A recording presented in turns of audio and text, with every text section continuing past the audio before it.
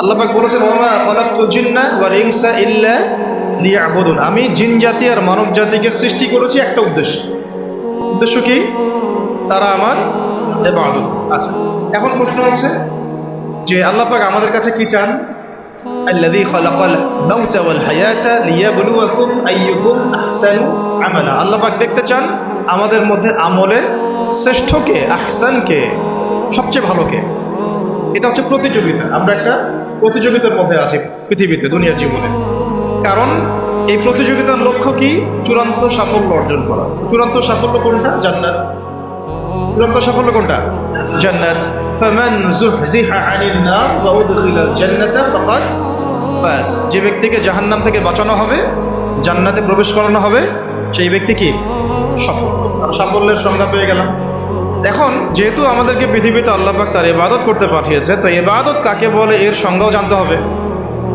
এক কথায় সংজ্ঞা হচ্ছে আল্লাহ এবং তার রাসূল যা করতে বলেছেন তা করা, আল্লাহ এবং তার রাসূল যা নিষেধ করেছেন তা ছেড়ে দেওয়া। ঠিক আছে? আল্লাহ এবং তার রাসূল যা করতে বলেছেন করলেই ইবাদত হয়ে যাবে, আর যেটা ছাড়তে বলেছেন ছাড়লে ইবাদত হয়ে যাবে। যেমন সালাত আদায় করতে বলেছেন আল্লাহ রাব্বুল আলামিন এবং তার রাসূল, আমরা সালাত পড়লে ইবাদত হিসেবে গণ্য হবে। আবার নবী সাল্লাল্লাহু আলাইহি ওয়াসাল্লাম আমাদেরকে দাড়ি শেভ করতে নিষেধ করেছেন, তাহলে শেভ না করলেও ইবাদত হবে। টাকনুর নিচে কাপড় পরতে নিষেধ করেছেন, তো টাকনুর নিচে কাপড় না পরলে ইবাদত হবে। খুব সিম্পল, আপনারা বুঝেন। ওয়া মা আতাকুমুর রাসূলু ফাখুযুহু ওয়া মা নাহাকুম আনহু ফান্তাহু। রাসূল যা দিয়েছেন গ্রহণ করো, রাসূল যা থেকে নিষেধ করেছেন। ইবাদতের সংজ্ঞা আমরা বুঝলাম। এখন এইখানে আমাদের দেশের প্রেক্ষাপটে কিছু মানুষের একটা মিসকনসেপশন আছে যে আমরা অনেকে মনে করি, অনেকে বলতে লক্ষ লক্ষ কোটি কোটি মানুষ মনে করে, বাংলাদেশের অনেকে বলতে লক্ষ লক্ষ কোটি কোটি মানুষ মনে করে, মুসলিম পরিবারের সন্তান তারা মনে করেন যে ইবাদত মনে হয় শুধু নামাজ, রোজা, হজ আর জাকাতের নাম, তাসবিহ, তাহলিল আর জিকির আজকারের। তারা কালিমা লা ইলাহা ইল্লাল্লাহ পড়েছেন, সাক্ষ্য দেন, নামাজও পড়েন, অনেক সময় জাকাতও দেন, রোজাও রাখেন, হজও করেন, ওমরাও করেন, কিন্তু এই আকীদা লালন করেন ইবাদত মনে হয় শুধু নামাজ, রোজা, হজ, জাকাত, তাসবিহ, তাহলিল, জিকির আজকারের নাম। ইবাদত যে ইসলামী পরিবার গঠনেরও নাম, ইবাদত মানে ইসলামিক শিক্ষা ব্যবস্থা, ইবাদত মানে ইসলামিক সংস্কৃতি, ইবাদত মানে ইসলামী অর্থনীতি এবং ইবাদত মানে ইসলামী রাজনীতি, এই বিষয়টা তারা বুঝতে চান না। বুঝতে চান না শুধু তাই না, বরং তারা অস্বীকার করেন। কি করেন? সরাসরি অস্বীকার করেন। এবং অস্বীকার করে তারা কি করেন? অস্বীকার করে তারা মানব রচিত তন্ত্র মন্ত্র মতবাদের পূজা করেন। ইবাদত করে কি অস্বীকার করে কি করে? এমন না যে অস্বীকার করে চুপ করে বসে থাকেন, অস্বীকার করে বরং অন্য কোনো সভ্যতার, অন্য কোনো দর্শনের, অন্য কোনো আদর্শের, অন্য কোনো তন্ত্রের মন্ত্রের তারা পূজা করেন, যেটাকে আমরা কোরআনের ভাষায় বলি তাগুত। কি বলি? তাগুত। অথচ প্রত্যেক নবী রাসূলকে পাঠানো হয়েছিল একটা উদ্দেশ্য দিয়ে। কি সেটা? প্রত্যেক নবী রাসূল একটা দাওয়াত দিয়েছেন। সেই দাওয়াতটা কি ছিল? তোমরা আল্লাহর ইবাদত করো, ওয়াজতানিবুত তাগুত, তোমরা তাগুতকে, মানে তাগুতের সাথে কুফরি করো এবং আল্লাহর ইবাদত করো। ওয়া মান ইয়াকফুর বিত-তাগুত ওয়া ইউমিন বিল্লাহ ফাকাদ ইসতামসাকা বিল উরওয়াতিল ওয়াসকা। যে ব্যক্তি তাগুতের সাথে কুফরি করলো এবং আল্লাহর ইবাদত করলো, মানে আল্লাহর প্রতি ঈমান নিয়ে আসলো, সেই ব্যক্তি একটা শক্ত হাতল ধরলো, লা ইনফিসামা লাহা, যা কখনো ছিন্ন। তাহলে এই শ্রেণীর মানুষের সংখ্যা আমাদের দেশে কত? যারা ইবাদত বন্দেগীর জীবনে আল্লাহর অস্তিত্বকে স্বীকার করেন, নবী সাল্লাল্লাহু আলাইহি ওয়াসাল্লামের সুন্নাহকেও স্বীকার করেন, ইসলামের বিধানগুলোকে স্বীকার করেন, কিন্তু সংস্কৃতি, শিক্ষা ব্যবস্থা, অর্থনীতি, বাণিজ্য, সমরনীতি, রাজনীতি, এইসব জায়গায় তারা ইসলামকে প্রাধান্য দেন না, কোনো কোনো ক্ষেত্রে স্বীকারও করেন না, কখনো স্বীকার করলেও মানেন না, কখনো স্বীকার করলেও মানেন না। এই শ্রেণীর মানুষকে আমরা আসলে কি বলতে পারি? এই মতবাদগুলোর কিছু নাম আছে বাংলাদেশে। যত সো কল্ড ডেমোক্রেটিক মানে সিস্টেম আছে আমাদের দেশে, এই সিস্টেমের আন্ডারে যে মানুষগুলো আছেন তারা এই আদর্শে দীক্ষিত হয়েছেন। যত সেকুলার সোসাইটি আছে তারা এই আদর্শে দীক্ষিত হয়েছে। যত কমিউনিস্ট সোসাইটি আছে তারা সবাই এই আদর্শে দীক্ষিত। যত জাতীয়তাবাদের লোকজন আছে বাংলাদেশে সবাই এই আদর্শে দীক্ষিত।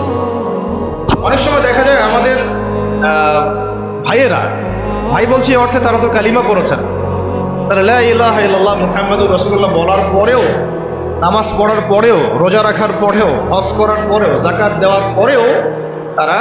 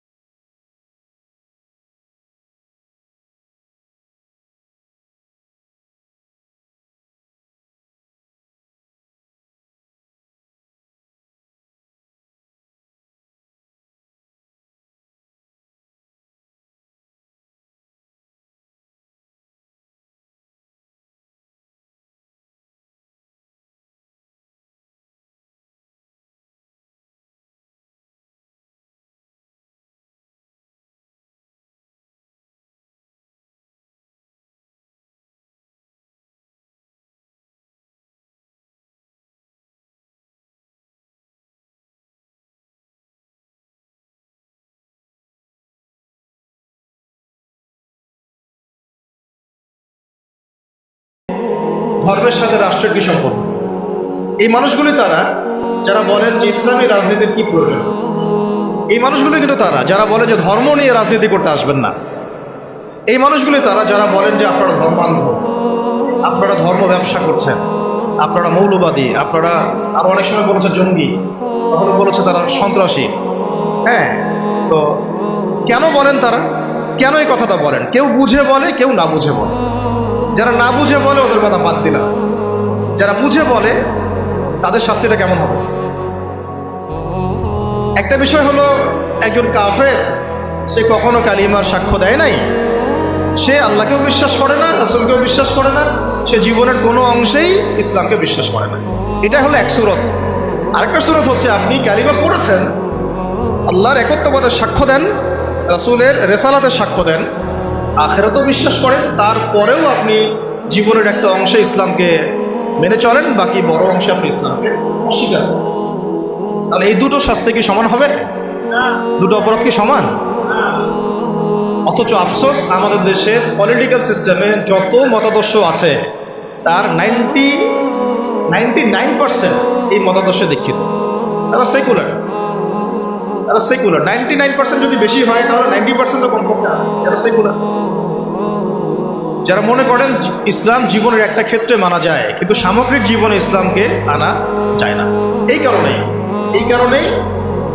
কারণেই শুধুমাত্র এই আদর্শের কারণেই স্বাধীনতার ওই পর থেকে যদি হিসেব করেন তাহলে সংখ্যাগরিষ্ঠ মুসলিম প্রধান দেশে একটা ইসলামী আইনও বাস্তবায়িত হয় না।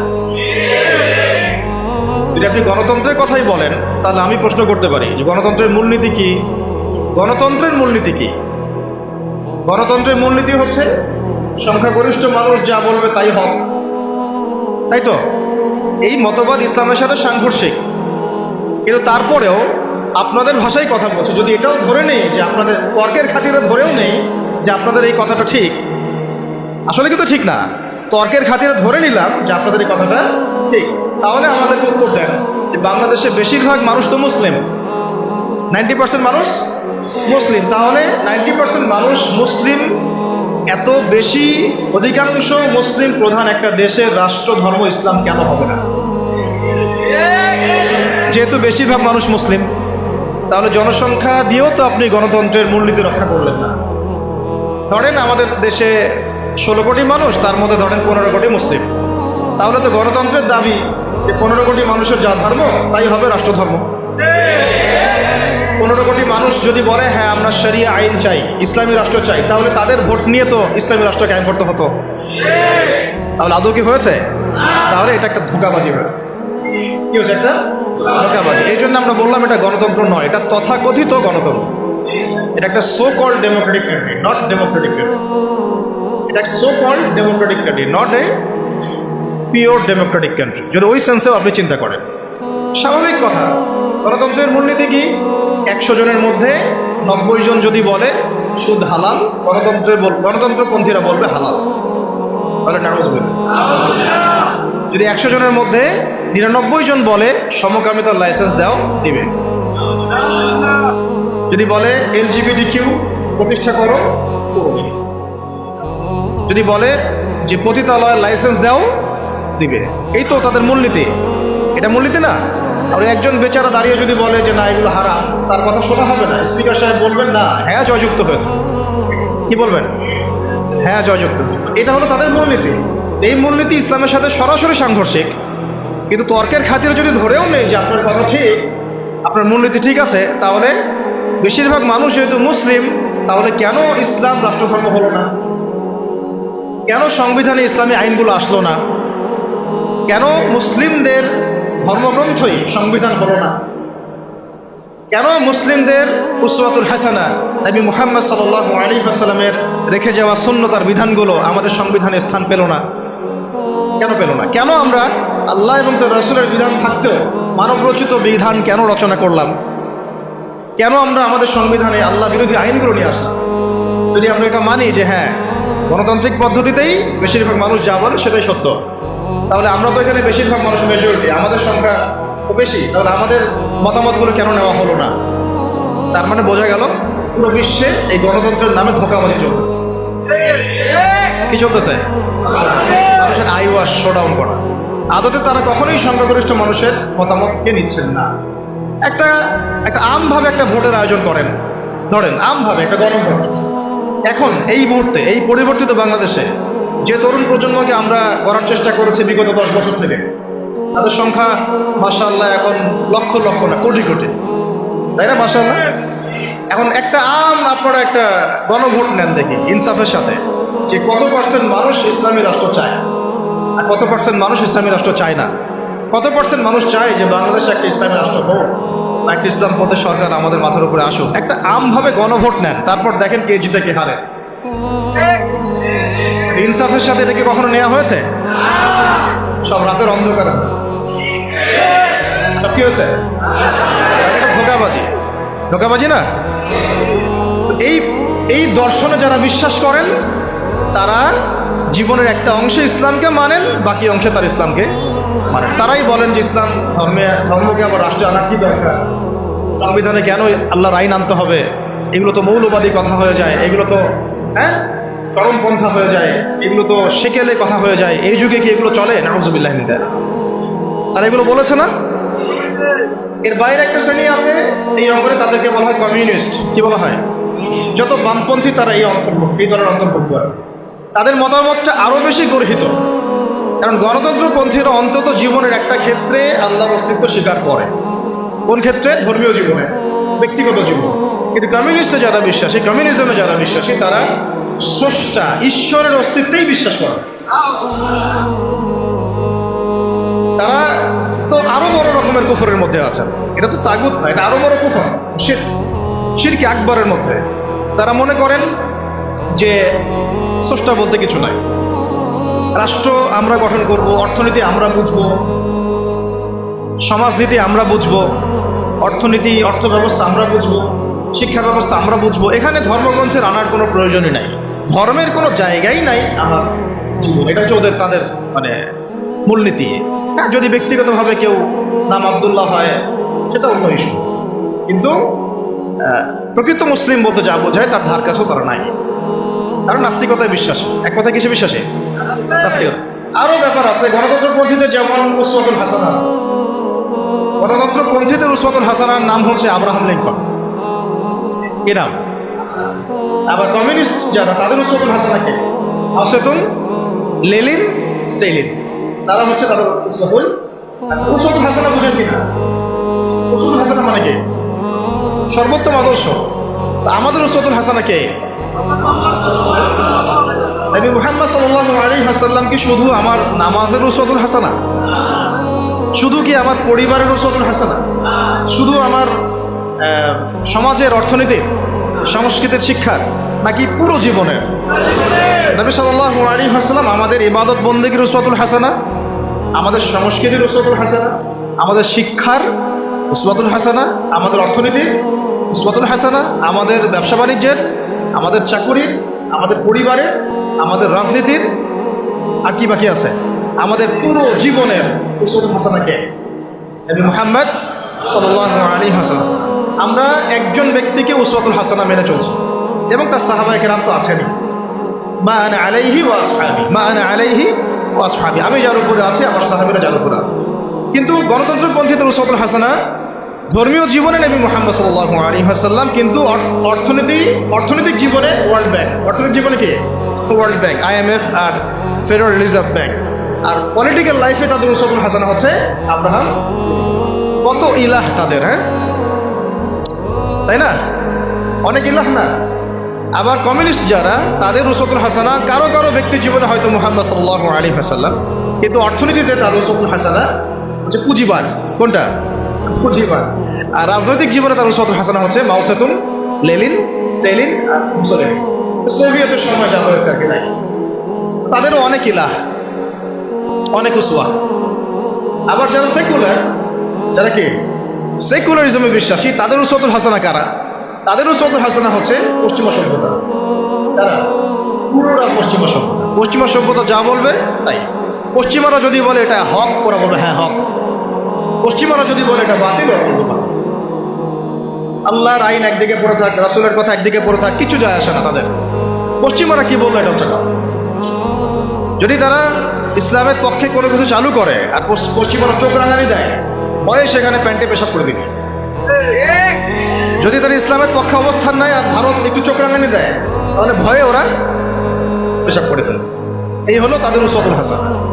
তাদের উসওয়াতুল হাসানা হচ্ছে বিশ্বের পশ্চিমা এবং যত রাম বাম প্রগতিশীল পরাশক্তি, এগুলো ওদের উসওয়াতুল হাসানা। কিন্তু আমরা মুসলিম, আমাদের উসওয়াতুল হাসানা জীবনের সর্বক্ষেত্রেই একজন ব্যক্তি, তার নাম মুহাম্মদ সাল্লাল্লাহু আলাইহি ওয়াসাল্লাম। মূল জায়গাটা আলোচনা করলাম এই কারণে, আপনাদের বোঝার সুবিধার্থে, যে ইবাদত করার ক্ষেত্রে এসে আমরা যে ইসলামকে কত ভাগে ভাগ করে ফেলছি তা ঠিক নাই। অথচ ইবাদত করতে আল্লাহ পাক বলেছেন জীবনের সমস্ত ক্ষেত্রেই আমার বিধান মেনে চলো।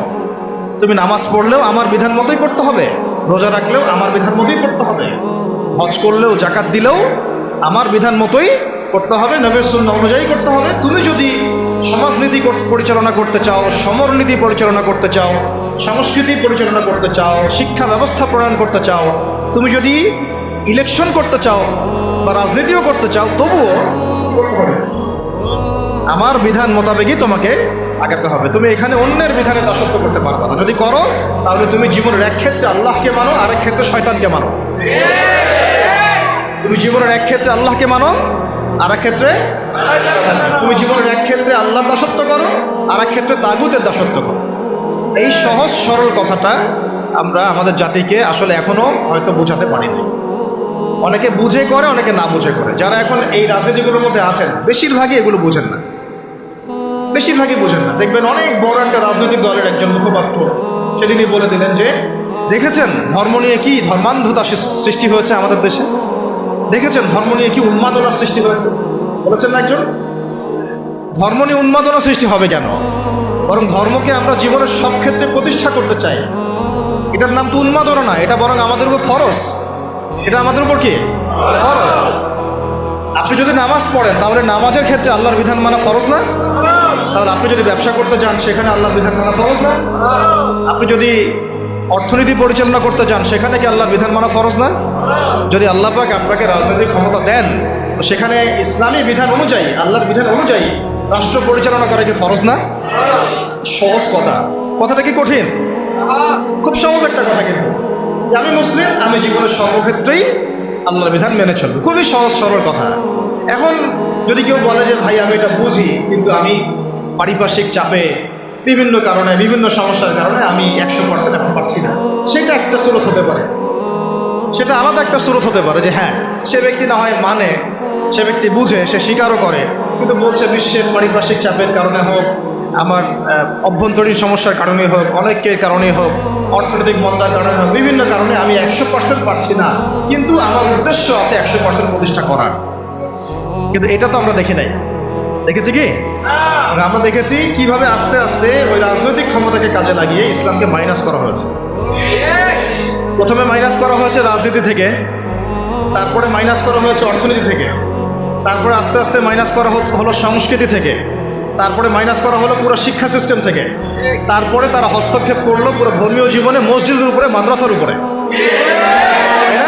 আস্তে আস্তে আস্তে আস্তে ওলামায়ে কেরামকে পর্যন্ত তারা এই জেলের হামলার আসামি, হুমকি ধামকি, গুম খুন ফাঁসি কত কি হয়ে গেল। শুরুটা করেছিল তারা রাজনৈতিক ক্ষেত্রে, প্রথমে ইসলামকে মাইনাস করেছে। প্রথমে কি পলিটিক্যাল লাইফে তারা ইসলামটাকে মাইনাস করেছে, তারপরে অর্থনৈতিক লাইফে তারা মাইনাস করেছে, সংস্কৃতির মধ্যে মাইনাস করেছে, শিক্ষা ব্যবস্থায় তো মাইনাস করে ফেললো, তারপরে আস্তে আস্তে এটা মসজিদের উপর প্রভাব বিস্তার করলো, মাদ্রাসার উপরেও প্রভাব বিস্তার করলো, এমনকি মসজিদ কমিটির মধ্যেও তারা ঢুকে পড়লো।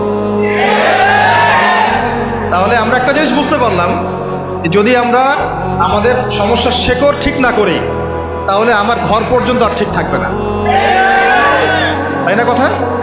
যদি আমরা ওই সমস্যার গোড়া ঠিক না করতে পারি তাহলে আমার ব্যক্তি জীবনেও দিন পালনের স্বাধীনতা থাকবে না, যার প্রমাণ আমরা বিগত 15 বছর দেখে আসছি।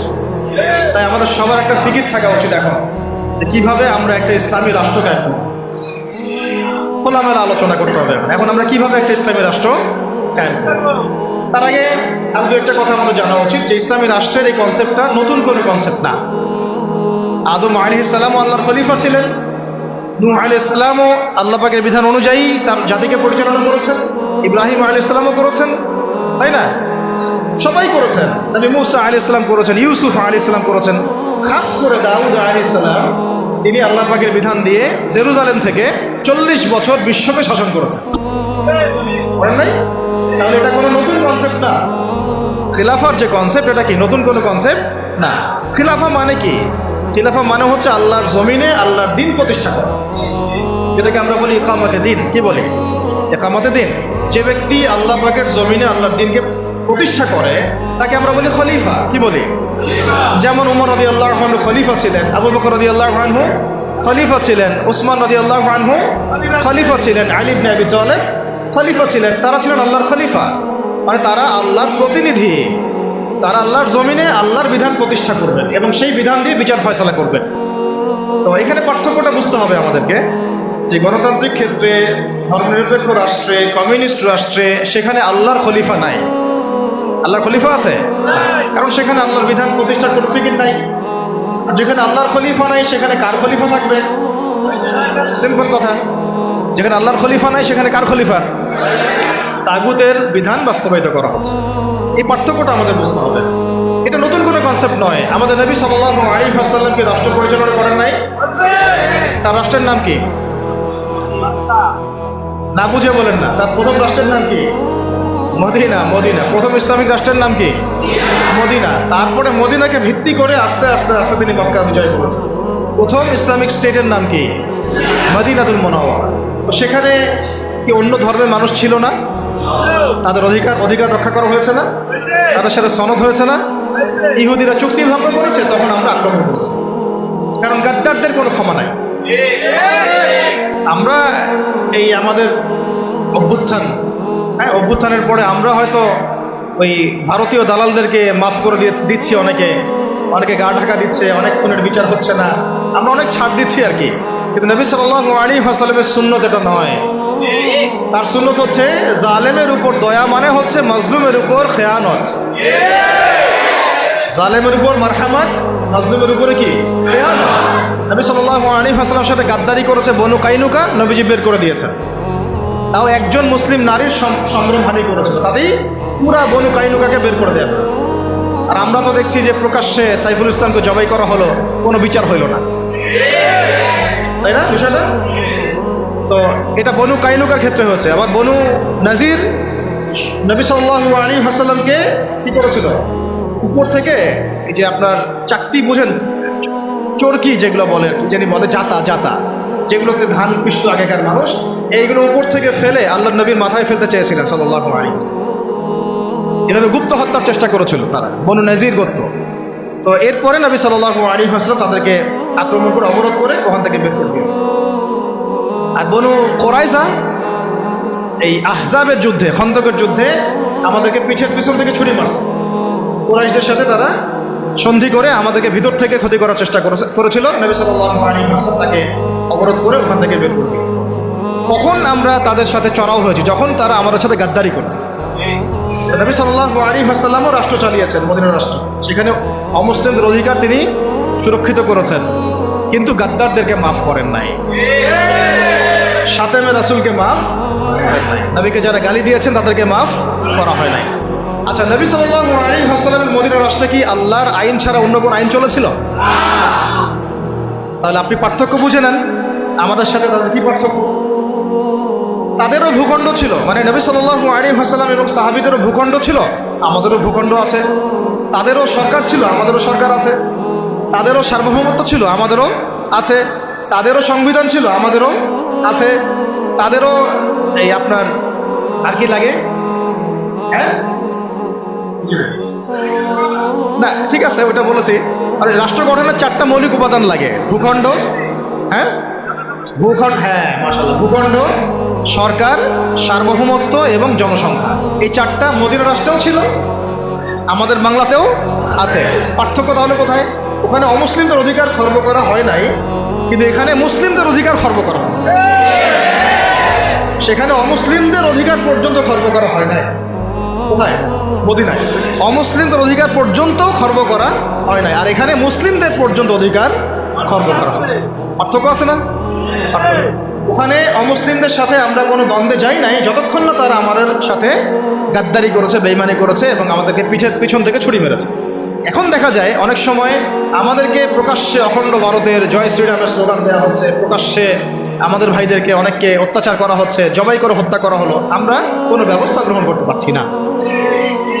আমরা দৃষ্টান্তমূলক কোনো শাস্তি এখন পর্যন্ত দেখি নাই, এটা আফসোস আমাদের জন্য। কিন্তু নবী সাল্লাল্লাহু আলাইহি ওয়াসাল্লামের যুগে একজন দিনী বোনের ইজ্জতের বিনিময়ে তিনি পুরা বনু কাইনুকাকে একেবারে মদিনা থেকে বের করে দিয়েছেন। আমরা কিন্তু সেটা করতে পারি নাই। তারপরে নবী সাল্লাল্লাহু আলাইহি ওয়াসাল্লামের যুগে মদিনায় ওখানে কি আল্লাহর বিধান ছাড়া অন্য কোনো বিধান দিয়ে রাষ্ট্র চলেছে? তাহলে আমাদের এখানেও সবই আছে, কিন্তু এখানে আল্লাহর বিধান নাই, আল্লাহর বিধান দিয়ে এই রাষ্ট্র পরিচালিত হচ্ছে না। সেখানে নবী সাল্লাল্লাহু আলাইহি ওয়াসাল্লাম সাহাবীদের মধ্যে যে পরিমাণ ভ্রাতৃত্বের বন্ধন স্থাপন করেছিলেন, সেই ভ্রাতৃত্বের বন্ধন আমার রাষ্ট্রের মধ্যে আসলে নাই। জাতীয় কোনো ঐক্য আমরা খুব একটা দেখছি না, বরং আমরা দেখছি এখানে জাতীয় বিভক্তি। এমনকি মুসলিমদের মধ্যে আমরা শত শত বিভক্তি দেখছি এবং ছাড় না দেওয়ার মানসিকতা দেখছি। আর নবী সাল্লাল্লাহু আলাইহি ওয়াসাল্লামের মদিনা রাষ্ট্র অন্য কোনো পরাশক্তির সামনে মাথা নত করে নাই, করেছিল। কিন্তু আমাদের দেশের কাঠামোটা যেটা, সেটা আমরা কিন্তু বিভিন্ন পরাশক্তির কাছে আমরা দাসত্বের শৃঙ্খল আবদ্ধ হয়ে গেছি, তাই না? আবার নবী সাল্লাল্লাহু আলাইহি ওয়াসাল্লামের মদিনা রাষ্ট্র বিশ্বের বুকে মাথা উঁচু করে একদম স্পষ্ট স্বাধীন রাষ্ট্র ছিল। আমরা কিন্তু বিশ্বের বুকে মাথা তুলে এখন পর্যন্ত সেই স্বাধীনতা অর্জন করতে পারি। সত্যি কথা এটাই। নবী সাল্লাল্লাহু আলাইহি ওয়াসাল্লামের মদিনা রাষ্ট্র ছিল এমন একটা কাঠামো যার উপর দাঁড়িয়ে তিনি গাজওয়া এবং সারিয়া অভিযানগুলো করেছেন, জিহাদ এবং দাওয়াতের মাধ্যমে আরো বড় পরিসরে দিন প্রতিষ্ঠা করেছেন। কিন্তু আমাদের রাষ্ট্রগুলো, ইসলামী রাষ্ট্রগুলোর মধ্যে কিন্তু এরকম গাজওয়া বা সারিয়া এই অভিযানগুলোতে অংশ নেওয়ার মতো কোনো সুযোগ পাওয়া যায় না। নবী সাল্লাল্লাহু আলাইহি ওয়াসাল্লামের মদিনা রাষ্ট্রে কোনো মাজলুম তার অধিকার খর্ব হতো না। কিন্তু আমরা এখানে দেখছি যে মাজলুমের অধিকার খর্ব হতেই আছে আর হতেই আছে, আর জালেম পার পেয়ে যাচ্ছে। নবী সাল্লাল্লাহু আলাইহি ওয়াসাল্লামের মদিনা রাষ্ট্রে কোনো খেয়ানত ছিল না, আমানতদারিতা ছিল, তাই না? কোনো দুর্নীতি ছিল না, ইনসাফ ছিল। কিন্তু আপনি আমাদের রাষ্ট্রগুলোতে দেখবেন উপর থেকে নিচ পর্যন্ত খালি খেয়ানত, জুলুম আর দুর্নীতি। মৌলিক অনেক পার্থক্য আছে না? সর্বোপরি নবীজির মদিনা রাষ্ট্র ছিল একটা খিলাফা স্টেট। কি স্টেট? খিলাফা স্টেট, যেখানে জনগণ এবং সরকার সবাই আল্লাহর কাছে জবাবদিহিতায় বাধ্য, এবং সেই রাষ্ট্র পরিচালিত হয়েছিল শরিয়া আইন দ্বারা, অর্থাৎ কোরআন এবং হাদিসের বর্ণিত আইন দ্বারা। নবীজি বলতেন যে আমার মেয়ে ফাতিমাও যদি চুরি করে তবুও আমি তার হাত কেটে ফেলব, তাই না? আর আমাদের এই কাঠামোগুলোর মধ্যে আমরা দেখছি যে কোরআন এবং হাদিসের আইনের কোনো তোয়াক্কাই করা হচ্ছে, বরং এমন কিছু আইন আমরা চাপিয়ে নিয়েছি নিজেদের উপরে যেগুলোতে বাদীও মরে যায়, বিবাদীও মরে যায়, মামলা মরে না। কাউকে হ্যারাস করতে চাইলে 2-1টা মিথ্যা মামলা দিলেই বাস সারা জীবন সে জেলের মধ্যে পচে মরে। যে কাউকে হ্যারাস করা যায়, যাকে তাকে গুম করা যায়, যাকে তাকে ক্রস ফায়ার দেওয়া যায়, মিডিয়াকে নিজের ইচ্ছা মতো চালানো যায়, ঠিক আছে, ইসলাম বিদ্বেষ ছড়ানো যায়, হ্যাঁ, তথাকথিত মুনাফেক, তথাকথিত না, এগুলো পাক্কা মুনাফেকদেরকে দিয়ে টকশো করানো যায়, ঠিক আছে, ইসলাম বিদ্বেষ ছড়ানো যায়, শিক্ষা থেকে ইসলামকে উঠানো যায়, সংস্কৃতি থেকে ইসলামকে উঠানো যায়, মানুষকে সুদ খাওয়ানো যায়, পুরো জাতিকে মায়ের সাথে জেনা করানো যায়, তাই না? এবং নিজের ক্ষমতা টিকিয়ে রাখার স্বার্থে মুশরিকদের দাসত্ব করা যায়, মুশরিকদের দাসত্ব করা যায়। এই রাষ্ট্র ব্যবস্থাগুলোর মৌলিক পার্থক্য কি আমরা বুঝতে পারছি? যে মদিনা রাষ্ট্র কীরকম একটা পবিত্র এবং প্রামাণ্য একটা রাষ্ট্র ছিল, স্বতন্ত্র স্বাধীন সার্বভৌম একটা রাষ্ট্র ছিল। এই রাষ্ট্র এবং জনগণ আল্লাহ ছাড়া কাউকে ভয় করতো না, তাই না? এবং সেই রাষ্ট্রটাকে ভিত্তি করে নবী সাল্লাল্লাহু আলাইহি ওয়াসাল্লাম দাওয়াত এবং জিহাদের মধ্য দিয়ে আস্তে আস্তে রাষ্ট্রের আয়তন বাড়িয়েছেন, জনসংখ্যা বেড়েছে, ইসলাম প্রসারিত হয়েছে। এবং যেই মক্কায় 13 বছর আমরা জুলুমের শিকার ছিলাম, সেই মক্কা আমরা বীরের বেশে জয় করলাম, তাই না? শুধু কি সেখানেই থেমে গেলাম? সেখানে সেটাকে ভিত্তি করে আবার আবু বকর রাদিয়াল্লাহু আনহু, ওমর, ওসমান, আলী 4 খলিফার যুগে ইসলাম অর্ধেক বিশ্ব পর্যন্ত ছড়ায় গেল। একদম ওই আপনার স্পেন থেকে, পর্তুগাল থেকে নিয়ে চায়না পর্যন্ত, এদিকে আপনার কি বলবো আফ্রিকা থেকে নিয়ে একেবারে সাইপ্রাস থেকে শুরু করে আফগানিস্তান, পাকিস্তান, সিন্ধু পর্যন্ত পুরো কন্টিনেন্টটা ইসলামের ছায়াতলে কত হলো না 4 খলিফার সময় ওই খেলাফা রাষ্ট্রের উপর দাঁড়িয়ে হয়েছে। ওটা আমাদের ইতিহাস, এটা আমাদের শেকড়। আমরা এই জাতি ছিলাম, সেখান থেকে আমরা কোথায় আসছি একটু চিন্তা করতে পারছেন? পুরো রাষ্ট্র ব্যবস্থার মধ্যে দুর্নীতি, অনিয়ম, জুলুম, খেয়ানত, মানে মাজলুমের অধিকার খর্ব করা, হ্যাঁ, আইনের সুশাসন নিশ্চিত না হওয়া, একেবারে জোরজার মুল্লুকদার, জ্ঞানীদেরকে মূল্যায়ন না করা, মূর্খদের রায় নিয়ে রাষ্ট্র পরিচালনা করা, হ্যাঁ, এবং আল্লাহ বিরোধী আইনগুলোকে হালাল করে নেওয়া, আল্লাহর হালালকে হারাম করে নেওয়া, আল্লাহর হারামকে হালাল করে ফেলা, হ্যাঁ, তাগুতি বিধান চাপিয়ে দেওয়া, ইসলামকে সংকুচিত করা, ইসলাম বিদ্বেষ ছড়ানো। কি করি নাই আমরা? কি করি নাই আমরা? মূল কথা হচ্ছে আমরা ইসলামটাকে শুধু ব্যক্তি জীবনে ওই ইহুদি খ্রিস্টানদের মতো, ওরা যেমন গির্জায় প্যাগোডায় ধর্মকে সংকুচিত করেছে, ওই রকম আমরাও চেয়েছি যে ইসলামকে মসজিদের মধ্যে ঢুকায় তালা মেরে রেখে দেব, বাইরে ইসলামকে আমরা আসতে দিব না, তাই না? এটার বাস্তব রূপরেখা আমরা দেখেছি এই সেকুলার রাষ্ট্রগুলো। এখন যদি আমরা এগুলো থেকে কোনো শিক্ষা নিয়েই থাকি, তাহলে আমাদের আগে জানা উচিত যে ইসলামী রাষ্ট্র ব্যবস্থায় সুবিধা কি, অসুবিধাগুলো কি, এবং এখানে আমাদের ভূমিকাটা কি। নাকি আমরা আসলে চাই এভাবেই চলতে থাক? আসলে সিদ্ধান্তে আসে নাকি? আপনারাই বলেন তো, আসলে এভাবে চলতে থাকা উচিত? দেখেন, এভাবে যদি চলতে থাকে, আমি আপনাদেরকে গ্যারান্টি দিচ্ছি, আল্লাহ না করুক, যদি এইভাবে চলতে থাকে, তাহলে ব্যক্তি জীবনেও আপনি ইবাদত করার স্বাধীনতা হারাবেন।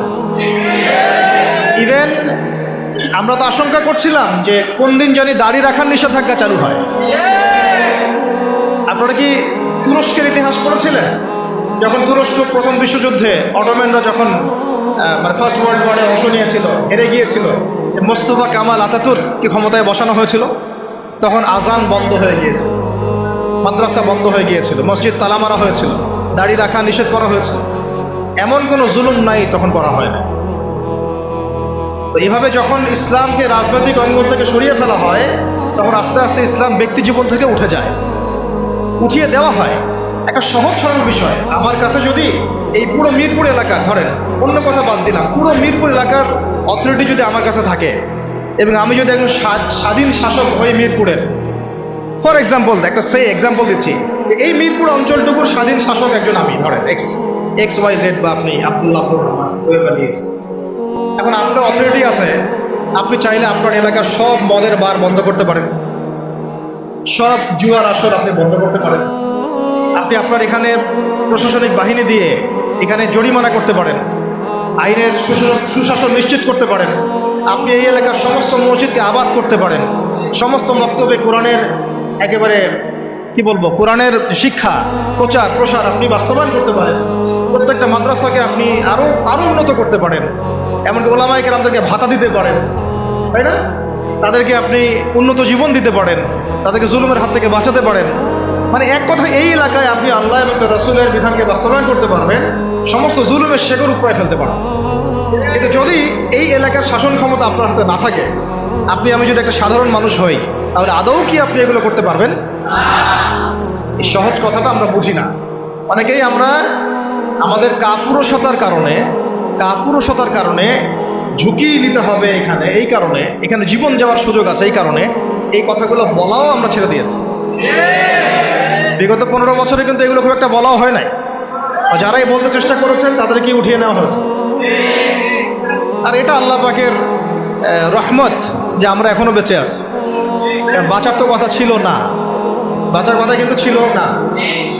আল্লাহ পাক তার দিনকে তার জমিনে প্রতিষ্ঠা করার জন্য, প্রসার করার জন্যই হয়তো আমাদেরকে রেখেছেন, অন্য কোনো উদ্দেশ্য নাই আমাদের এখানে। তো এখন আমরা যদি এই সুযোগকে কাজে না লাগাই, যদি আমরা সবাই মিলে এই সুযোগকে কাজে না লাগাই, তাহলে কে জানে আবার 10-20 বছর পরে বা 5 বছর পরে, আল্লাহ না করুন, যদি আরো বড় কোনো জালেম চেপে বসে, তাহলে না থাকবে আমাদের কোনো দেহ, আর না থাকবে আমাদের কোনো গর্দান। আর যদি আমরা এখনই সংশোধন হতে পারি এবং আমাদের ইসলামটাকে আস্তে আস্তে ব্যক্তি পর্যায় থেকে নিয়ে সমাজে, অর্থনীতির মধ্যে, রাজনীতির মধ্যে নিতে পারি, ইনশাআল্লাহ এত সহজে তারা আমাদেরকে উৎখাত করতে পারবে না। পারবে? ইনশাআল্লাহ পারবে না। এই জিনিসটাই এখন বেশি আলোচনার দরকার। তাহলে এখন আসেন, একটা বিষয় একটু আপনাদের সামনে স্পষ্ট করতে চাই, যে খালি পয়েন্টসগুলো বলবো, বিস্তারিত আপনাদেরকে বলতে হবে না, আপনারা বুঝতেছেন, আমি বুঝতে পারছি। শুধু পয়েন্টগুলো বলবো যে কি কি সুফল হতে পারে যদি একটা ইসলামিক রাষ্ট্র ব্যবস্থা আমাদের মাথার উপরে আসে, বা একটা ইসলাম গভর্নমেন্ট আমাদের মাথার উপরে আসে, তাহলে আমরা কি কি সুবিধা পাইতে পারি। অনেকে হয়তো মনে করেন যে এটা থাকলেও যা, না থাকলেও তা। অনেকে আবার এগুলো নিয়ে আলোচনা করেন না, বা করেন না, এতে করে এটা মাথা থেকে মাইনাস হয়ে গেছে। একটা বিষয় বুঝেন, এটা আসলে আমার একটা বুঝ আর কি, নিজের মতো করে বলছি আর কি। একটা বিষয় কি, একটা বিষয়ের অভিজ্ঞতা মানুষের না থাকলে সেই বিষয়টার মর্ম, এহমিয়ত কিন্তু মানুষ বুঝে। যেমন ধরেন, আমরা যারা এখনো কক্সবাজারে কেউ যায় নাই, তাকে আপনি যতই বলেন যে সমুদ্রটা এমন, সমুদ্রটা ওই রকম, সমুদ্রের পাড়ে দাঁড়ালে এমন হয়, ওইখানে এত এইরকম বাতাস থাকে, মেরিন ড্রাইভ রোডটা এইরকম, সে কিন্তু কল্পনায় আনবে, কিন্তু সে কিন্তু উপলব্ধি করতে পারবে না। বুঝতে পারছি কথা? সিমিলারলি আপনি শুনেছেন যে মদিনা এমন, মক্কা এমন, কখনো যান নাই, আপনি কিন্তু উপলব্ধি করতে পারবেন না।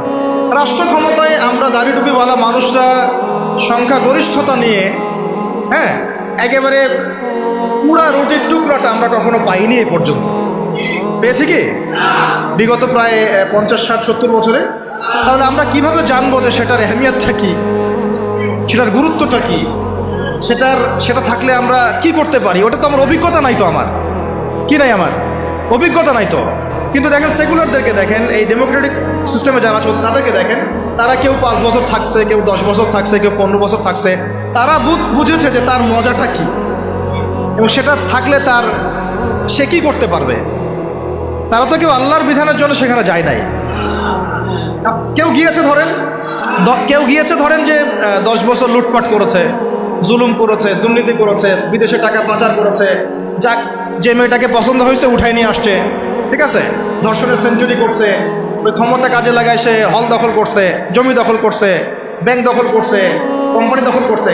সে ওই মজাটা বুঝছে আর কি, ক্ষমতার মজা কি, ওর অর্থে মজা বললাম আর কি, ঠিক আছে। সে বুঝতে পারছে যে হ্যাঁ, ক্ষমতা থাকলে আমার এই জিনিসগুলো আমি তো পাবো। এই জন্য দেখেন, 1000 বার মাইর খাইলেও, নেতাকর্মী জীবন দিলেও, সে ওই রাজনীতি থেকে সরে যায় না, তাই না? 10 বছর মাইর খায়, আবার আসে না, আমাকে চাইতে হবে। আর ওখানে কি মজা আমি তো জানি, ওইটা যদি একবার পাই তাহলে আমি আবার এইগুলা পাবো, তাই না বিষয়টা? তো ওদের একটা উদাহরণ দিয়ে বোঝালাম। এই জন্য দেখেন, তারা তাদের এই রাজনৈতিক মুভমেন্ট থেকে কখনো সরে যায় না। সরে যায় কখনো? যায়নি, যায় না, যাবেও না। কারণ তারা ওর অভিজ্ঞতা অর্জন করেছে, তারা ওর মজাটা বুঝেছে। কিন্তু আমরা কখনো ওখানে গিয়ে আল্লাহর বিধান কি কায়েম করতে পেরেছি? আমরা তো ওখানে গিয়ে ন্যায় বিচার, ইনসাফ, হ্যাঁ, তারপরে আপনার আল্লাহর বিধান, শরিয়া আইন, তারপরে হুদুদ, কিসাস, এই যে বিষয়গুলো আমরা তো বাস্তবায়ন করতে পারি নাই। আমাদের ওই অভিজ্ঞতাটা নাই তো, এই কারণে আমাদের মধ্যে থেকে আলোচনা উঠে গেছে আস্তে আস্তে, খুব কম, লিমিটেড। কিন্তু আমরা যদি একবার ওখানে যেতে পারি, তখন দেখবেন আপনারাও বা আমরাও ওইটা ছাড়তে চাবো না। কারণ আমরা জানি ওখানে গেলে ইসলামকে কত বড় পরিসরে কায়েম করা যাবে ইনশাআল্লাহ, তাই না? আমরা ইসলামিক সেন্সে বলছি, আমরা ওখানে গেলে বুঝতে পারবো যে আমরা কত বড় পরিসরে ইসলামের খেদমত করতে পারবো ইনশাআল্লাহ। যেহেতু আমরা যেতে পারি নাই, তাই আমাদের মধ্যে ওই অভিজ্ঞতাটা কিন্তু এখনো অর্জিত হয় নাই। এই কারণে আলোচনাগুলোর দরকার, যে ওখানে গেলে কি পেতে পারেন বা সুফলটা কি হতে পারে। আর না গেলে কি কুফলগুলো হচ্ছে। শুধু পয়েন্টগুলো বলবো। 1 নাম্বার, যদি একটা ইসলামিক সরকার আমাদের মাথার উপরে আসে এবং একটা ইসলামপন্থী রাষ্ট্র আমরা সামনে কায়েম করতে পারি, সামনে বলতে হতে পারে 5 বছর পরে, 10 বছর পরে যদি কায়েম করতে পারি ইনশাআল্লাহ, তাহলে সর্বপ্রথম আমরা পুরো দেশে সালাত কায়েম করতে পারবো। সালাত কায়েম করতে পারবো। কায়েম আমরা এখন নামাজ পড়ি, তাই না? নামাজ কায়েম করি ব্যক্তি জীবনে, পারিবারিক জীবনে, কিন্তু আমরা জাতিগতভাবে কিন্তু নামাজ কায়েম করতে পারি না। আপনি তো চার্জ করতে পারছেন না। আমাদের মুরব্বী ওলামা কেরাম অনেকে এখানে আছেন যে কয়েক বছর আগেই মদিনায় যারা নামাজ পড়তো না, দোকান খোলা থাকতো না আমাদের সময়, তাদেরকে ধরে নিয়ে যাইতো না, গারামা দিত, জরিমানা, অনেকে তো পিটাইতো, জেলও দিত, অনেকে ওই মরুভূমিতে গিয়ে রেখে দিয়ে আসতো, হেঁটে শাস্তি। মানে নামাজ যদি রাষ্ট্র চায় তাহলে জনগণকে পড়াতে পারে। রাষ্ট্র যদি চায় জনগণকে মাস্ক পড়াইতে পারে না? তো রাষ্ট্র যদি চায় তাহলে জনগণকে নামাজও পড়াইতে পারবে ইনশাআল্লাহ। আর যারা বুঝে না তাদেরকে শিখাইতে পারবে, যারা নামাজ পড়তে জানে না তাদেরকে আমরা ইসলামিক সেন্টারে পাঠাইতে পারবো, তরবিয়ত দিতে পারবো, ওলামা কেরামের সহবতে নিয়ে এসে শিখাইতে পারবো, তাই না? কিন্তু আপনি এটা রাষ্ট্রীয় উদ্যোগে এখন আর করতে পারবেন না। এটা ব্যক্তি জীবনে সীমাবদ্ধ হয়ে থাকে তখন। তো ব্যক্তি জীবনে থাকলে তো আপনি পড়লেও কি না, মানে পড়লে কেউ চার্জ করার নাই, না পড়লেও কেউ চার্জ করার নাই। এটা আপনার ব্যক্তিগত বিষয়ের সাথে নিসবত হয়ে গেল, জাতিগতভাবে কিন্তু নামাজ কায়েম হলো না। কিন্তু নবী সাল্লাল্লাহু আলাইহি ওয়াসাল্লাম কি মসজিদে কোনো সাহাবী না আসলে বা আসতে না পারলে খোঁজ দিতেন না? ওমর রাদিয়াল্লাহু আনহু খোঁজ দিতেন না? ওখানে কি এমন কোনো মুসলিম ছিল যিনি নামাজ পড়তেন না?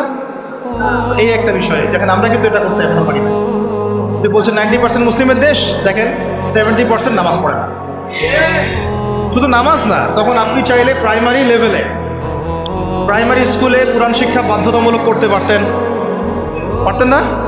হাই স্কুলে আরবি ভাষা শিক্ষা বাধ্যতামূলক করতে পারতেন, কোরআনের কিছু অনুবাদ তো বাধ্যতামূলক করতে পারতেন, সিলেবাসভুক্ত করতে পারতেন। অনার্স লেভেলে গিয়ে আমাদের এই ভাইরা তখন কোরআনের তাফসীর করতে পারতো, তর্জমা করতে পারতো, হাদিসের এরাব দিতে পারতো, ইবারত করতে পারতো। তারা কি পারে? 95%ই পারে। মাস্টার্স লেভেলে গিয়ে তারা ইফতা দেওয়ার মতো যোগ্যতা হয়তো অর্জন করতে পারতো। আরও অনেক কিছু করা সম্ভব ছিল, কিন্তু এটা আপনি আর রাষ্ট্রীয়ভাবে এখন করতে পারছেন। তাহলে একটা বিষয় হচ্ছে, দেখুন এক্সাম্পলটা বোঝেন। এখানে তো অনেক ফ্যাক্টরি আছেন আপনাদের এখানে, এটা দেখে মনে পড়লো আর কি উদাহরণটা, যে দেখেন ধরেন আমি একটা চাদর পরেছি, এখন এই চাদরটা ধরেন যে এক ভাই হাতে সেলাই করছে, 10 জন মিলে হাতে সেলাই করছে, 10টা চাদর উৎপন্ন হচ্ছে। আর এখানে একটা চাদর তৈরির ফ্যাক্টরি আছে, উৎপাদন কার বেশি হবে? ইসলামিক রাষ্ট্র হচ্ছে একটা ফ্যাক্টরির মতো কাজ করবে, যা ইসলাম আরো অনেক বেশি ছড়াই দিতে পারবে, যেটা ব্যক্তিগতভাবে অতটা সম্ভব হয়ে ওঠে না। দাওয়াতের মাধ্যমে হয়, দাওয়াতের মাধ্যমে ব্যক্তিগত ইসলাম হয়, মানুষ ফিরে আসে, কিন্তু বড় পরিসরে ইসলাম কায়েম হয় না। বরং আমরা ইসলাহের যত মেহনত করি, ওরা ওদের শয়তানি শক্তি দিয়ে ওইটাকে আবার নস্যাৎ করার চেষ্টা করে, তাই না? আমরা ইসলাহ করে মানুষকে আল্লাহর পথে ডাকার চেষ্টা করি, ওরা গান বাজাই দিল, কনসার্ট করাই দিল, পর্নোগ্রাফি চালু করে দিল, মেয়ে নাচাই দিল, আল্লাহ বিরোধী আইন 4টা-5টা চালু করে দিল, বাস আপনার মেহনতের উপর পানি পড়ে গেল, তাই না বিষয়টা? অথচ যদি আমরা একটা ইসলামিক স্টেটের দিকে যেতে পারতাম, ইসলামিক রাষ্ট্র ব্যবস্থার দিকে, তাহলে ওই ক্ষমতা আমাদের হাতে থাকতো যে তারা উপরের লেভেল থেকে ইসলাম বিরোধী কোনো শক্তিকে মানে আমাদের উপর চাপিয়ে দিতে পারত না। 1 নম্বর হচ্ছে আমরা নামাজ প্রতিষ্ঠা করতে পারতাম জাতিগতভাবে, যেটা আমরা এখন পারছি না। 2, আমরা যাকাত কায়েম করতে পারতাম, যাকাত প্রতিষ্ঠা করতে পারতাম রাষ্ট্রীয়ভাবে।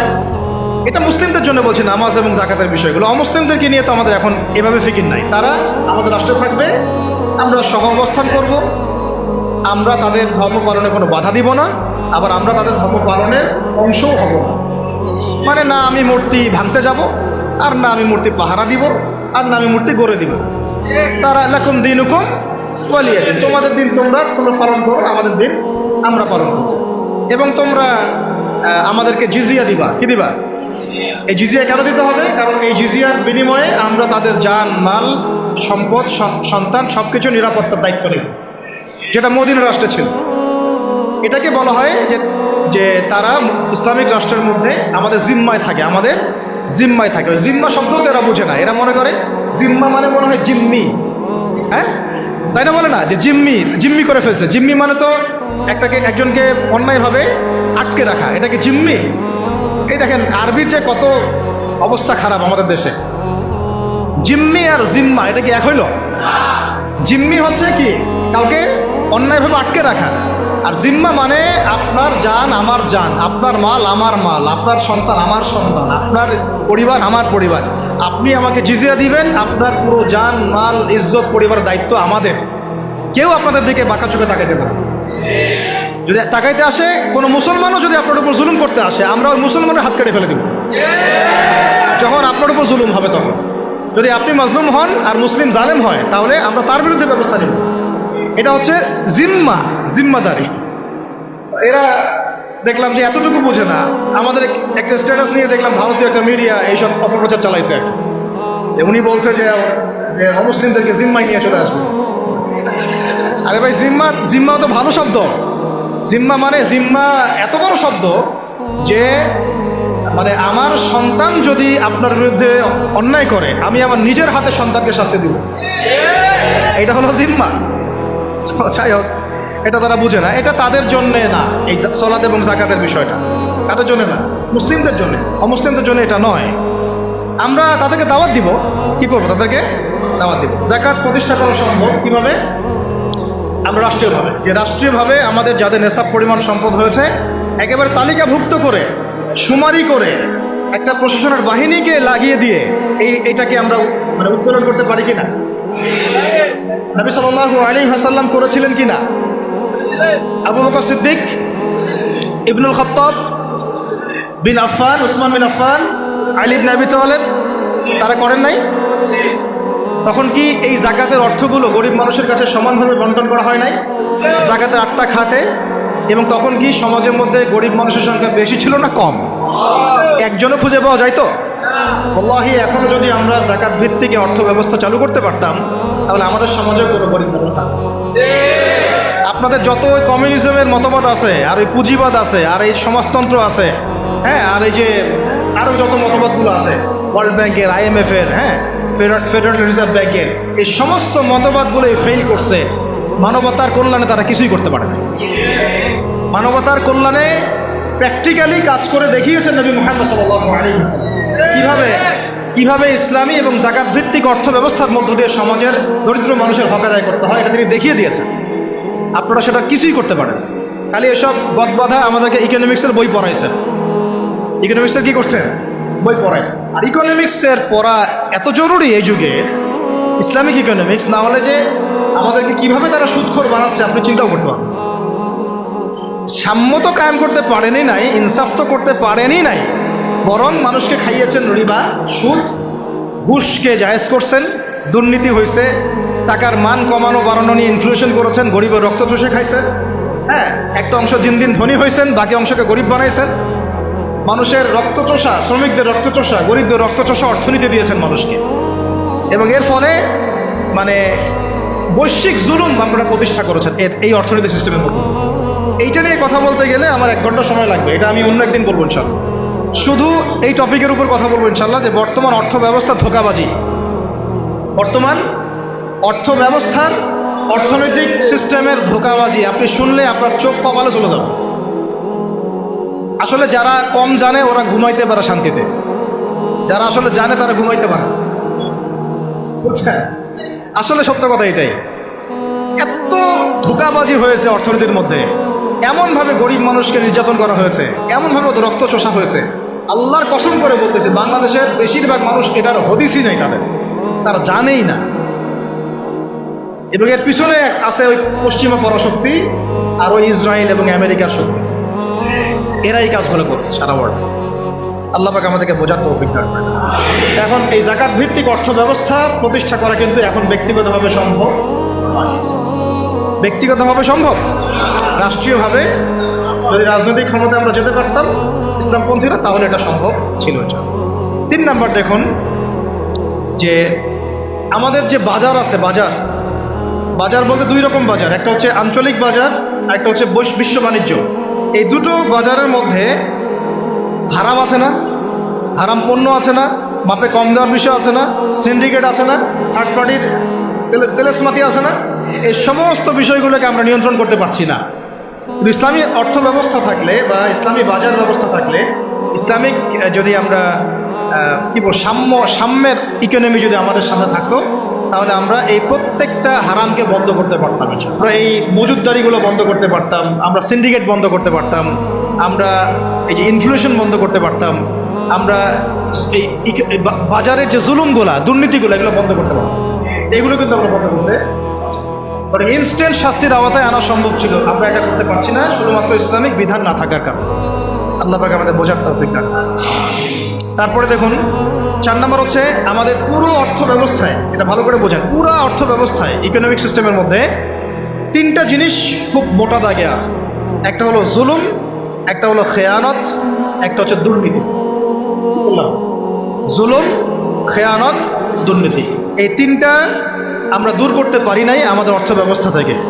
যদি ইসলামিক অর্থ ব্যবস্থা থাকতো, যাকাত ভিত্তিক, সাদাকা ভিত্তিক, কৃষি ভিত্তিক, শিল্প ভিত্তিক, হালাল বাণিজ্য, আঞ্চলিক এবং বৈশ্বিক, তাহলে দেখতেন ইনশাআল্লাহ সমস্ত জায়গা থেকে জুলুম, তারপরে আপনার এই খেয়ানত এবং এই দুর্নীতি একটাও স্থান পেত না।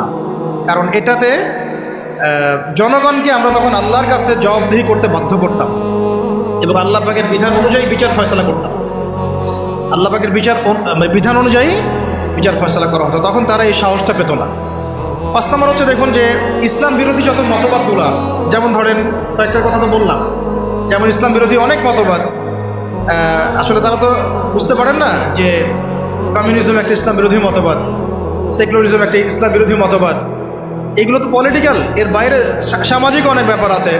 এবং ইসলাম বিরোধী বিভিন্ন মতবাদ, সংস্কৃতি, কাদিয়ানি মতবাদ ধরেন, তারপরে ইসাই মুসলিমদের ফিতনা, ইসলাম বিরোধী যত মতবাদ, যেমন এই কমিউনিজম বা so-called communism, so-called democracy, so-called secularism, বা এই যে LGBTQ, তারপরে রিবা, কাদিয়ানি মতবাদ, এনজিওদের সুদের ফিতনা, ইসাই মুসলিমদের ফিতনা, যত ইসলাম বিরোধী মতবাদগুলো আছে, এগুলোকে রাষ্ট্রীয়ভাবেই আস্তে আস্তে আস্তে মিটিয়ে ফেলা সম্ভব ছিল। কিন্তু ইসলামী রাষ্ট্র ব্যবস্থা না থাকলে এটাকে আপনি মেটাতে পারবেন না, বরং তারা সমাজে আধিপত্য বিস্তার করার চেষ্টা করবে এবং তারা ফ্লুয়েন্টলি তাদের মিশনে কাজ করতে শুরু করবে, যেটা আমরা দেখেছি তারা কাজ করছে। কাদিয়ানিদেরকে কেউ ঠেকাচ্ছে কি? না। ইসাই মুসলিমদের ফেতনা কি কেউ ঠেকাতে পারছি? আমরা হয়তো দাওয়াত দিতে পারছি, বুঝাতে পারছি, ওদের এলেমের এগেনস্টে আমরা আমাদের এলেম জাহির করতে পারছি, মোনাজারা হচ্ছে, কিন্তু ওদের উপর কোনো কঠোর ব্যবস্থা কিন্তু আমরা গ্রহণ করতে পারছি না। ওটা ব্যক্তিগতভাবে সম্ভব হচ্ছে না, কিন্তু রাষ্ট্র থাকলে আমরা পারতাম। বইয়ের মধ্যে নিয়ে আসতেছে, রাস্তায় মানববন্ধন করছে, অধিকার চাচ্ছে, আইন পাস করতে বলছে। সুদ তো আগেই হালাল করে ফেলছে তারা, মদের লাইসেন্স তো এগুলো আগেই দেওয়া হয়েছে, পতিতালয়ের লাইসেন্স আগেই দেওয়া হয়েছে। আর ইসাই মুসলিমরা কাজ করতেছে, শুধু এনজিওরা কাজ করতেছে, কাদিয়ানিরা কাজ করতেছে। আমরা কি এগুলোর একটাও গোড়ার থেকে কেটে ফেলতে পারছি? আচ্ছা, এটা আমরা পারতাম যদি আমাদের কাছে ইসলামী শাসন ব্যবস্থা বা ইসলামী একটা ইমারা বা একটা খেলাফা রাষ্ট্র থাকতো। এই জিনিসগুলো আমাদেরকে বুঝতে হবে, আল্লাহ পাকের বোঝার তৌফিক দান। কয়টা বলছি? 5টা। 6 নম্বরটা খুব বেশি ইম্পর্টেন্ট। এটা আমাদের জন্য খুব বেশি ইম্পর্টেন্ট এই কারণে যে এটা জাতির মেরুদণ্ড। আমাদের জাতির মেরুদণ্ড কি? শিক্ষা। এখন আসেন একটু পিছনে ফিরে থাকেন, বিগত 30, 40, 50 বছরে, বিগত 30 থেকে 40 বা 50 বছরে জাতীয় শিক্ষা ব্যবস্থার মধ্যে ইসলাম কতটুকু আছে আর কতটুকু নাই? আদৌ কি আছে? জাতীয় শিক্ষা ব্যবস্থা, আমি কিন্তু মাদ্রাসা শিক্ষার কথা বলছি না। আচ্ছা, মাদ্রাসা শিক্ষা ব্যবস্থা প্রণয়ন করতে হলো কেন? কারণ জাতীয় শিক্ষা ব্যবস্থার মধ্যে ইসলাম নাই, তাই। মাদ্রাসাগুলো না থাকলে তো ইসলাম মিটাই ফেলতো তারা। মাদ্রাসাগুলো না থাকলে কি করতো? ইসলাম মিটাই ফেলতো। তো মাদ্রাসার খেদমত তো একটা সুরত। আমার দেশের 80%, 90% মানুষ মুসলিম, কোটি কোটি ছেলে মেয়ে স্কুলে পড়াশোনা করে, কলেজে পড়াশোনা করে, ইউনিভার্সিটিতে পড়াশোনা করে। আচ্ছা, তাদের কি মৌলিক অধিকার না যে তারা প্রাইমারি স্কুলে কোরআন শিখবে, হাই স্কুলে তারা অন্তত আরবিটা শিখবে, ফরজে আইনের জ্ঞান জানবে, হাদিস শিখবে, সিরাত শিখবে, কোরআন অনুবাদ করতে পারবে বা কোরআনের তাফসীর করতে পারবে, অথবা তারা ফিকহ বা উসুলের জ্ঞানগুলো অর্জন করবে, মুফতি হবে, মুহাদ্দিস হবে, মুফাসসির হবে। এই অধিকার কি আমাদের এই কোটি কোটি ছেলের নাই, মেয়েদের নাই? আমরা শিক্ষাকে একদম সেকুলার করে ফেলছি। শিক্ষা ব্যবস্থার মধ্যে ইসলাম আনা যাবে না, ঠিক যেমন রাষ্ট্র ব্যবস্থার মধ্যে ইসলাম আনা যাবে না, অর্থনীতির মধ্যে ইসলাম আনা যাবে না, ঠিক ওই রকমই শিক্ষা ব্যবস্থার মধ্যেও ইসলাম আনা যাবে না। এই কনসেপ্টটাই আমরা আমাদের জাতিকে দীর্ঘদিন যুগের পর যুগ অন্ধকারে রাখছি। এই জন্য দেখা যায় একজন এমপি সাহেব কোরআন তেলাওয়াত করতে পারে না, একজন বিসিএস ক্যাডার সূরা ফাতিহা পড়তে পারে না, একজন বুদ্ধিজীবী টকশো ফাটাই ফেলতেছে, একদম টকশো থেকে একদম কি একটা অবস্থা, টেবিল থাপড়ায় থাপড়ায় কথা বলছে, কিন্তু এদিকে সে ওযুর ফরজ বলতে পারে না। হ্যাঁ, এইভাবে আমরা আমাদের সমাজটাকে একদম ধ্বংস করে ফেলছি। এই জায়গায় কথা বলতে গেলে আমি একটু উত্তেজিত হয়ে পড়ে। আমরা আমাদের সমাজের শিক্ষাটাকে একদম ধ্বংস করে ফেলছি, একেবারে ধ্বংস করে ফেলছি। আমাদের আর্মি অফিসারদের কি এই অধিকার ছিল না যে তারা কোরআনে হাফেজ হবেন, তারা মুহাদ্দিস হতে পারবেন, মুফতি হতে পারবেন? হ্যাঁ, নবী সাল্লাল্লাহু আলাইহি ওয়াসাল্লামের যুগে যারা ফ্রন্টলাইন সোলজার, ফ্রন্টলাইন মুজাহিদ, তারা কি মুফতি ছিলেন না, মুহাদ্দিস ছিলেন না, কারি ছিলেন না, হাফেজ ছিলেন না? তাহলে আমাদের তো তারা ফ্রন্টলাইন যোদ্ধা, তাদের মধ্যে কয়জন হাফেজ, কয়জন আলেম, কয়জন কারি, কয়জন মুফতি, কয়জন মুহাদ্দিস? অথচ তাদেরকে এগুলো শিখতে দেওয়া হয় নাই। তারা এগুলো শিখে যদি আবার আল্লাহর পথে ফিরে আসে, তারাই যদি আবার ইসলামের রাষ্ট্রের কথা বলে। র্যাবের ভাইদের অধিকার ছিল না, পুলিশের ভাইদের অধিকার ছিল না, আমাদের বিজিবির ভাইদের অধিকার নাই? সবার অধিকার ছিল। বুদ্ধিজীবীদের, আমাদের ব্যবসায়ীদের, আমাদের যে আওয়াম জনগণ যারা, সবার অধিকার ছিল না? এই যে তোমরা যারা জেনারেল লাইন স্টুডেন্ট, তোমাদের অধিকার ছিল না? শিখতে দেওয়া হয় নাই। কিন্তু আমরা তাদেরকে মেসেজ দিতে চাই যে আপনাদের এটা শেখার পূর্ণ অধিকার আছে, এবং আপনারা যদি এগুলো শিখে আল্লাহকে চিনতে শিখেন, রাসূলকে চিনতে শিখেন, এবং ইসলামিক রাষ্ট্রের গুরুত্ব তাৎপর্য বুঝতে শিখেন, আল্লাহ পাক আপনাদেরকে এই যুগের খালিদ আর ওমর বানাই দেবেন ইনশাআল্লাহ। আপনারাই ইনশাআল্লাহ আজ হোক আর কাল হোক আপনারাই বলবেন যে এই রাষ্ট্রটা যেন ইসলামী রাষ্ট্র হয়। যখন আপনারা দেখতে থাকবেন, বুঝতে থাকবেন যে হ্যাঁ, কত জুলুমের শিকার হচ্ছি আমরা, আর ইসলামী রাষ্ট্র না থাকার কারণে আমরা কিভাবে বঞ্চিত হয়েছি, বৈষম্যের শিকার হয়েছে, তখন আপনারা নিজেরাই ইনশাআল্লাহ তাআলা দাওয়াত এবং জিহাদের মধ্য দিয়ে এই বাংলার মধ্যেই আপনারা ইসলামী রাষ্ট্র কায়েম করবেন ইনশাআল্লাহ। আমরা দোয়া করি যেন আমাদের এই ভাইদেরকে আল্লাহ হেদায়েত দান করেন। ঠিক আছে? এখন এই শিক্ষা ব্যবস্থার সংস্কার ব্যক্তিগতভাবে কি সম্ভব? ব্যক্তিগতভাবে আপনি হয়তো একটা স্কুল করলেন, ওই যে আমি বললাম যে আমি একটা প্রতিষ্ঠান করেছি, আপনি একটা মাদ্রাসা করেছেন, উনি একটা মক্তব করেছেন, উনি একটা স্কুল করেছেন, কলেজ করেছেন, এই পর্যায়ে করবেন। তারপরেও এখানে তো কিছুটা খেদমত করার সুযোগ আমাদের আছে, বাকি ক্ষেত্রগুলো তো একেবারেই বন্ধ করে দিয়েছে, তাই না? আর একটু ভেবে দেখেন, একটু চোখ বন্ধ করে ভেবে দেখেন, যদি ইসলামী রাষ্ট্র ব্যবস্থা থাকতো, ইসলামিক গভর্নমেন্ট থাকতো, তাহলে কত চমৎকার শিক্ষা ব্যবস্থা থাকতো, কত চমৎকার হতো প্রাইমারি স্কুলগুলো।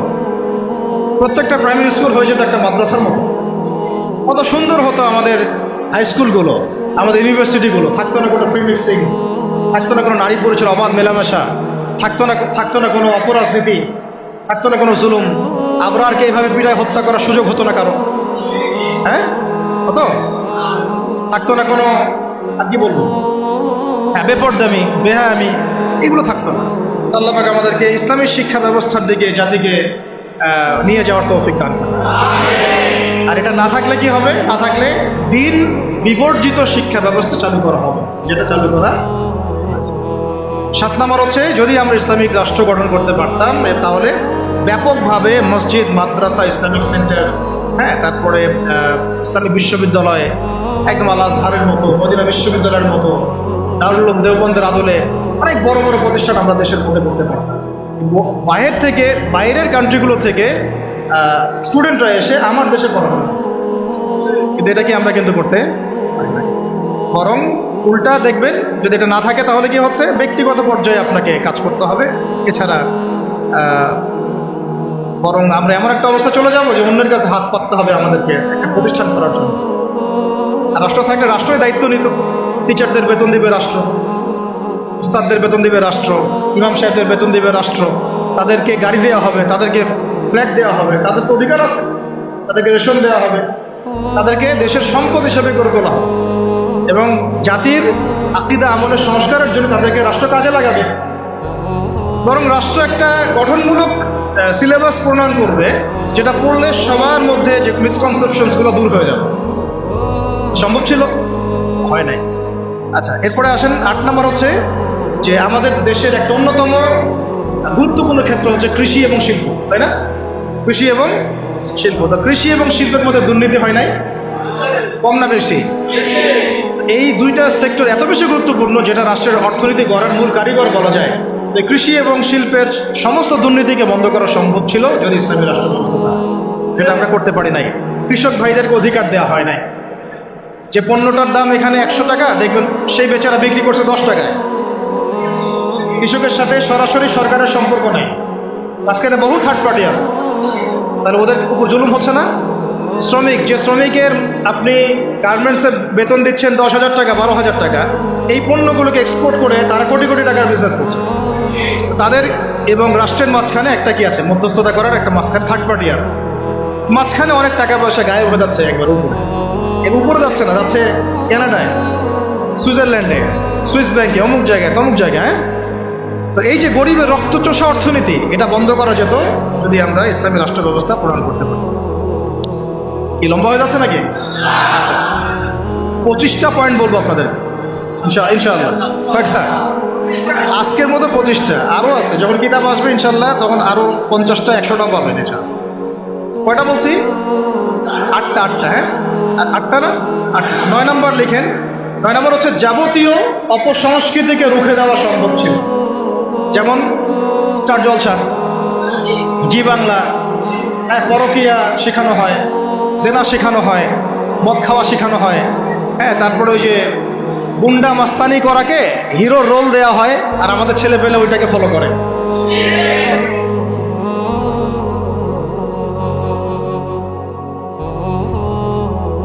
এই জিনিসগুলোকে এবং এগুলোকে বন্ধ করা সম্ভব ছিল রাষ্ট্রীয় উদ্যোগে, কিন্তু আপনি ব্যক্তিগত উদ্যোগে এটা করতে পারবেন না। আচ্ছা, 9 নম্বর হচ্ছে এটা কত? 10 নম্বর হচ্ছে এটা খুব গুরুত্বপূর্ণ, খুবই গুরুত্বপূর্ণ। সেটা হচ্ছে ইসলামী রাষ্ট্র ব্যবস্থা যদি না থাকে, তাহলে এই যে অনলাইন এবং অফলাইনে যত প্রিন্ট এবং ইলেকট্রনিক মিডিয়া আছে, এদের মিথ্যাচার আপনি বন্ধ করতে পারবেন, এদের ইসলাম বিদ্বেষ আপনি বন্ধ করতে পারবেন না, এদের শয়তানি আপনি বন্ধ করতে পারবেন না। ওই প্রথম আলোর সামনে গিয়ে আপনি গরু জবাই করেন না, যাই করেন, ওর কিছুই যায় আসবে না, কিছু যায় আসবে না। ছেলে মানুষই হবে একটা, ওর কিছু যায় আসবে? শয়তানের এগুলোতে কিছু যায় আসে নাকি? তো যদি ইসলামী রাষ্ট্র ব্যবস্থা আপনার হাতে থাকতো, তাহলে আপনি আইন প্রণয়ন করে হোক, নীতি নির্ধারণ করে হোক, এবং আইনের সুশাসন নিশ্চিত করে হোক, ইসলামের স্বার্থকে সর্বোচ্চ অগ্রাধিকার দিয়ে আপনি এগুলোকে নিয়ন্ত্রণ করতে পারেন। ইসলামী শাস্তি এগুলা, দর্রা, বেত্রাঘাত, হাত কেটে ফেলা, কি তাই না? রজম করা। এই জন্য এই ভয়ে তো বহু মানুষ চায় না যে ইসলামী রাষ্ট্র হোক। বহু মানুষ এই কারণে ইসলামী রাষ্ট্র চায় না যে ইসলামী রাষ্ট্র ব্যবস্থা আসলে পরে তাদের ব্যক্তি জীবনের গুনাহ তারা করতে পারবে না। কারণ ব্যক্তি জীবনে জেনা করে, ও তো চাইবে না ইসলামী রাষ্ট্র আসুক। ব্যক্তি জীবনে মদ খায়, ও তো চাইবে না যে মদ, আরে বাপরে বাপ, ইসলামী রাষ্ট্র আসলে তো 80টা বেত্রাঘাত করবে আমাকে, তাই না? ইসলামী রাষ্ট্র আসলে তো পরকীয়া করতে পারবে না। তখন তো আপনি ধরেন যে খোলামেলা এবং উন্মুক্ত কনসার্ট আপনি করতে পারবেন না। আপনি শুনলে বাসায় শুনবেন, ব্যক্তিগতভাবে পাপ করবেন, জনগণকে পাপি করতে পারবেন না, তাই না? ইসলামী রাষ্ট্র আসলে অনেক সমস্যা আছে আমার, ওই সমস্যাগুলোর কারণে তারা আবার চায় না ইসলামী রাষ্ট্র আসুক। তো যাই হোক, চাক আর না চাক, একটা কথা বলে দেই, অনলাইনে দিয়ে দিব আমরা এগুলা, মানে কেউ চাক আর না চাক, কেউ চাক বা নাই বা চাক, আজ হোক আর কাল হোক, এই বাংলাদেশের বুকে ইসলামী রাষ্ট্র কায়েম হবেই হবে। কেউ এটাকে বদলাইতে পারবে না। কেন পারবে না বলেন? কেন পারবে না? কারণ নবী সাল্লাল্লাহু আলাইহি ওয়াসাল্লাম ভবিষ্যৎবাণী করেছেন যে একটা কাঁচা বাড়ি বাদ থাকবে না, একটা পাকা বাড়ি বাদ থাকবে না, যেখানে আল্লাহ পাক তার তাওহীদের কালিমা লা ইলাহা ইল্লাল্লাহ মুহাম্মাদুর রাসূলুল্লাহকে প্রকাশ করা। ওরা যে বলছেন অখণ্ড ভারত হবে, হ্যাঁ অখণ্ড ভারত হবে ঠিকই, তবে সেটা হবে কিসের? ইসলামের এবং তাওহীদের কালিমা লা ইলাহা ইল্লাল্লাহ মুহাম্মাদুর রাসূলুল্লাহ। অপেক্ষা করতে থাকো, তোমরা অপেক্ষা করতে থাকো। ফান্তাজিরু ওয়া ইন্না মাআকুম মিনাল মুনতাজিরিন। কোনো সমস্যা নাই, কিন্তু এটা হবেই হবে ইনশাআল্লাহ। আর যে কথাটা আল্লাহ নবীজি মুখ দিয়ে বলেছেন, জেরুজালেম মুক্ত হবে এবং জেরুজালেম থেকে ঈসা আলাইহিস সালাম কি করবেন, 40 বছর এই বিশ্বকে শাসন করবেন, কারো ক্ষমতা নাই এটাকে ঠেকায়, এটাকে বদলাই দিবে এই ক্ষমতা না ইসরায়েলের আছে, আর না আমেরিকার আছে, আর না পশ্চিমা সভ্যতার আছে, আর না আমাদের এই গোমূত্রখোর মোদিদের আছে, ওদেরও না। এরা তো গোমূত্রখোর, এরা কি খর, যারা গরুর পেশাব পান করে ওদের মাথায় কি থাকতে পারে? তো যখন ওগুলো খেয়ে নেশা মাথায় উঠে আর কি, তখন হ্যাডাম দেখায়, বুঝতে পারছেন কথা? যাই হোক, আমরা দোয়া করি আল্লাহ পাক তাদেরকে হেদায়েত দান করে। আবু জেহেলের জন্য তো দোয়া করা হয়েছিল না, আল্লাহ আবু জেহেল বা ওমর রাদিয়াল্লাহু আনহুর মধ্যে যাকে আপনি ভালোবাসেন আল্লাহ আপনি হেদায়েত দান করেন। এমন হতেই পারে যে তাদের বহু মানুষ ইসলামের সৌন্দর্য দেখে আমাদের দিনে ইনশাআল্লাহ দীক্ষিত হবে, হতেই পারে। ইজ্জে আজিজ আও যুল্লি দালিল, একটা হাদিসে আছে যে সম্মানের ঘরে সম্মানের সাথে ঢুকবে, অসম্মানের ঘরে একবার অপদস্থ করে ইসলাম ঢুকবে ইনশাআল্লাহ। তো যাই হোক, পয়েন্টটা ছিল কি, যে আমরা যদি ইসলামিক রাষ্ট্র ব্যবস্থা থেকে যেতে পারি তাহলে প্রিন্ট এবং ইলেকট্রনিক মিডিয়ার এই যে ইসলাম বিদ্বেষ এগুলোকে আমরা বন্ধ করতে পারবো, তখন আমরা ইনসাফ প্রতিষ্ঠা করতে পারবো এবং সত্য মানুষের কাছে প্রচার করতে পারবো। সারা বিশ্বে ইসলামকে এই যে জঙ্গি সন্ত্রাসী এই শব্দগুলো কারা ছড়াইছে বলেন তো? এই মিডিয়ারাই ছড়াইছে। কারা ছড়াইছে? এই মিডিয়ারা ছড়াইছে। সবাই ইসলামকে ছড়াইছে না? মুজাহিদদেরকে বলেছে এরা এখন পর্যন্ত, আরে বলে কি বলে, হ্যাঁ মানবতাবাদী না? আমাদের ভাইরা ওখানে ওখানে নির্যাতিত হচ্ছেন, নিপীড়িত হচ্ছেন, কিন্তু আল্লাহ পাকের কাছে ওই জায়গাটা অনেক মকবুল একটা জায়গা। কেন মকবুল? আল্লাহ পাক ওই জায়গা থেকে বেশি সুহাদা নিচ্ছেন আল্লাহর কাছে, বেশি বেশি শহীদ আল্লাহ ওইখান থেকে নিচ্ছেন। তো এটা দেখে আমাদের তো রক্ত আর ঠান্ডা থাকে না, সবার গরম হয়ে যায়, কেউ দেখতেও পারি না এখন এগুলা, কিন্তু আমাদের হাত বাঁধা, আপনি কিছু করতে পারছেন না। কেন কিছু করতে পারছেন না? কারণ আমাদের হাতে কোনো ইসলামিক রাষ্ট্র নাই। তাই ব্যক্তিগতভাবে আপনি সেখানে কিছু করতে পারবেন না, কিন্তু ইসলামিক রাষ্ট্র ব্যবস্থা থাকলে আমরা আমাদের ভাইদের পাশে দাঁড়াতে পারতাম, আমরা মাজলুমদের পাশে দাঁড়াতে পারতাম, অথবা অন্তত পক্ষে আমরা জাতিসংঘকে চাপ দিতে পারতাম না, অথবা আমরা ইউনাইটেড একটা মুসলিম কমিউনিটি করতে পারতাম পুরো বিশ্বের শক্তিশালী মুসলিম রাষ্ট্রগুলো নিয়ে। তখন দেখতাম যে ওরা কোথায় পালানোর রাস্তা খুঁজে পায়। আমরা কিন্তু এটা করতে পারছি না, বরং ওরা করেছে ন্যাটোর মাধ্যমে, ওরা ঐক্যবদ্ধ জোট করে আমাদেরকে ভয় দেখাচ্ছে। তো এই জন্য অনেক কারণ আছে ভাই, এই কারণগুলো আমাদেরকে একটা দিকেই এখন নিসবত করছে যে আমাদের একটা মুসলিমদের একটা ইসলামপন্থী রাষ্ট্র দরকার, ইসলামপন্থী সরকার দরকার, আদারওয়াইজ আমরা বিশ্বের বুকে স্বাধীন হতে পারবো না। এমনকি আমরা আমাদের মাজলুম ভাইদেরকে সাহায্য করতে পারছি। আল্লাহ আমাদেরকে বোঝার তৌফিক দান। আচ্ছা, 10 নম্বর হচ্ছে, 10 না 11 হচ্ছে সমস্ত সামাজিক অশ্লীলতা, যেমন বেপরদামি, কিশোর গ্যাং, মাদকের আকড়া, জুয়ার আকড়া, এগুলোকে আপনি বন্ধ করতে পারবেন না যদি ইসলামিক রাষ্ট্র ব্যবস্থা না। 13 নম্বর হচ্ছে আইনের সুশাসন বলে একটা শব্দ শুনি আমরা, এটা গদবাদ একটা শব্দই থাকে, এর আসলে বাস্তব খুব একটা প্রয়োগ হয় না। কারণ আমরা দেখেছি আইনকে হাতিয়ার করে নিয়ে মানুষ রাজনীতি করেছে, ব্যক্তি আক্রোশ ঝেড়েছে এবং ব্যক্তির স্বার্থ চরিতার্থ করেছে, দলের স্বার্থ উদ্ধার করেছে, তাই না? ওলামায়ে কেরামরা কি অপরাধ করেছিলেন শাপলা চত্বরে, যে তাদের সবার উপরে 10টা 5টা করে মামলা দিতে হবে? বলেন, যারা মারলো তাদের বিরুদ্ধে মামলা হলো না, যারা মরলো তাদের বিরুদ্ধে মামলা হলো। তারা কি অপরাধ করেছিলেন?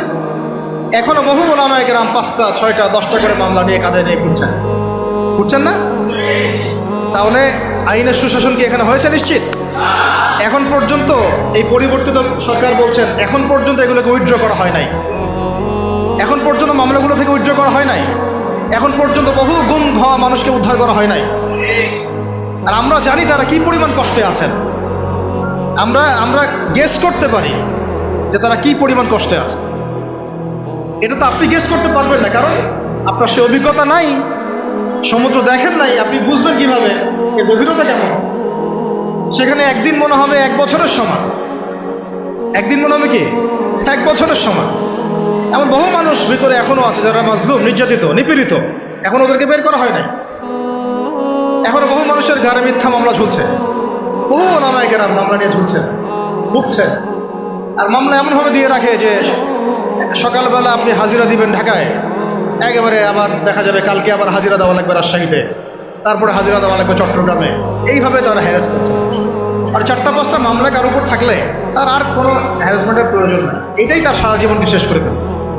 তার জমি জমা বাড়ি গাড়ি বিক্রি করেও সে ওখান থেকে বেরোতে পারে। এদিকে আইনের সুশাসন নিশ্চিত হয়েছে।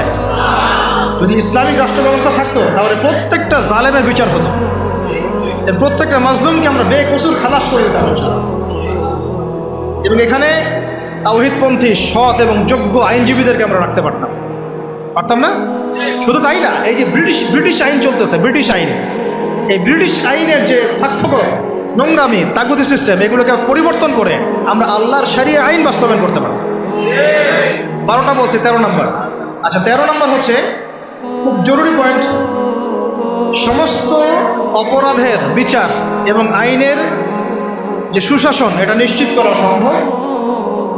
সমস্ত অপরাধগুলোর বিচার করা সম্ভব ইনসাফের সাথে, শরিয়া আইনের সাথে এবং আল্লাহর বিধানের অনুকূলে, যেটা ইসলামিক স্টেট না থাকলে কখনো সম্ভব।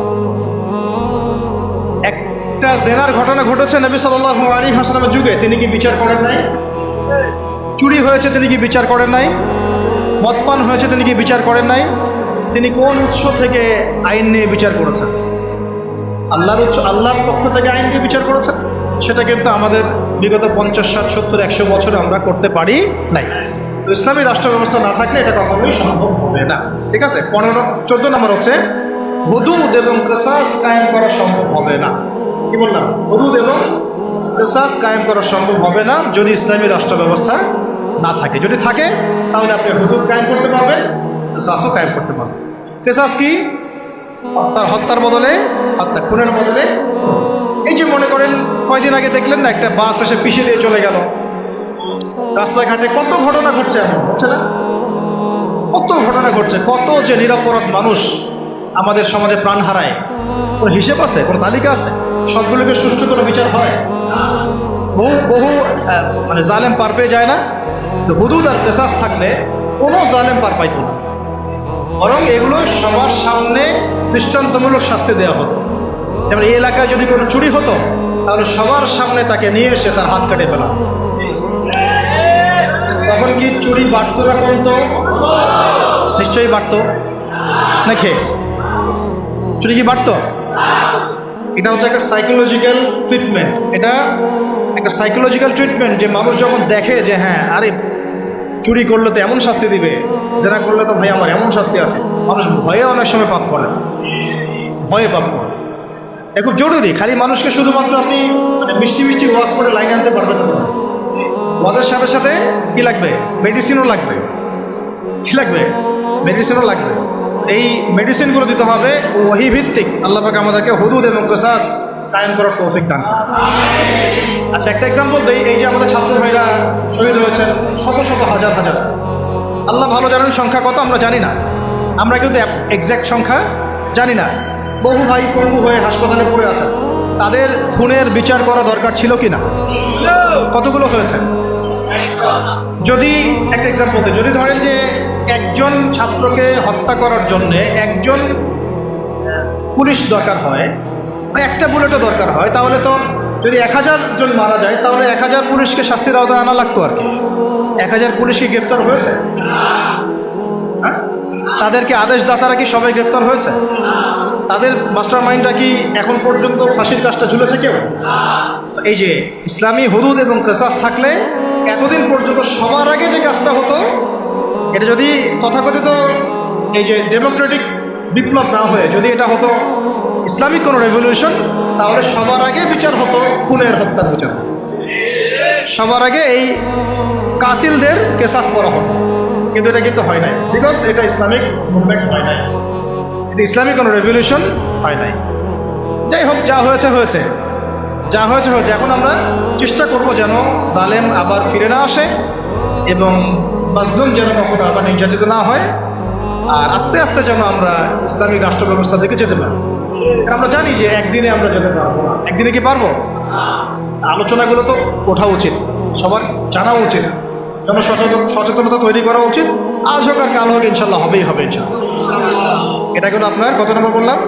13 নম্বর। 14 নম্বর। 15 নম্বর হচ্ছে, এটা খুব জরুরি পয়েন্ট, প্রত্যেকটা ডিপার্টমেন্টে হোক প্রশাসন, হোক ব্যাংকিং সিস্টেম, হোক ইকোনমিক্স, হোক রাজনীতিবিদদের মধ্যে, হোক আপনার প্রিন্ট মিডিয়া, ইলেকট্রনিক মিডিয়ায়, প্রতিটা ডিপার্টমেন্টে যত ভারতীয় দালাল আছে, বিজাতীয় দালাল আছে, বিজাতীয় দোসর আছে, এদেরকে আপনি চিহ্নিত করে শাস্তির আওতায় আনতে পারবেন না যদি আপনি ইসলামিক রাষ্ট্র ব্যবস্থার দিকে না যান। যতই চেষ্টা করেন ফাঁকফোকরটি তারা বের হয়ে যাবে, ইসলামিক রাষ্ট্র ব্যবস্থার মধ্যে নাই। তো তারা এখানে ফাঁকফোকর খুঁজবে, পেয়েও যাবে, পারবেও যেতে। যেমনটা বিগত সময় হয়েছে না? বিগত সময় তো অনেক অপরাধী পার পেয়ে যায় নাই, কি আছে? সবার কি বিচার হয়েছে? হয় নাই।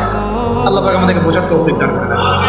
16 নম্বর হচ্ছে, এটা যদি একবার বলেছি আবার রিপিট হচ্ছে, যে গরিব মানুষের অধিকার নিশ্চিত করা যাবে। গরিবের অধিকার নিশ্চিত করা যাবে ইনশাআল্লাহ। শুধু গরিব না, জন্তু জানোয়ারের অধিকার পর্যন্ত নিশ্চিত করা যাবে। পশু পাখি জন্তু জানোয়ারের অধিকার পর্যন্ত নিশ্চিত করা যাবে ইনশাআল্লাহ। ওমর রাদিয়াল্লাহু আনহু বলতেন যে আমি ভয় পাই যে আমার রাষ্ট্রে বা আমার রাজ্যে যদি ওই ইরাকের, সুদূর ইরাকের ফোরাত নদীর তীরে কোনো ছাগলের বাচ্চাও যদি না খেয়ে মারা যায়, আমি ভয় পাই যে আল্লাহ পাক সেই জন্যও আমাকে জবাবদিহি করাবেন। এটা ছিল ইসলামী খেলাফা। এটা ছিল কি? ইসলামী খেলাফা। জবাবদিহিতা অন্য কোন গভর্নমেন্ট দিয়েছে বিশ্বের মধ্যে? ওমর রাদিয়াল্লাহু আনহু বললেন যে এটা আমার, আর এটা আমার ছেলে আব্দুল্লাহ, তার অংশটুকু নিয়ে আমি কাপড় বানিয়েছি। এইরকম ইনসাফ, এইরকম ন্যায় বিচার, এরকম জবাবদিহিতা কোন রাষ্ট্র ব্যবস্থায় আছে? ইসলামী রাষ্ট্র ব্যবস্থা ছাড়া আছে? এইগুলো আমরা নিশ্চিত করতে পারতাম, গরিবের অধিকার, যদি আমরা ইসলামী রাষ্ট্রের দিকে যেতে পারতাম।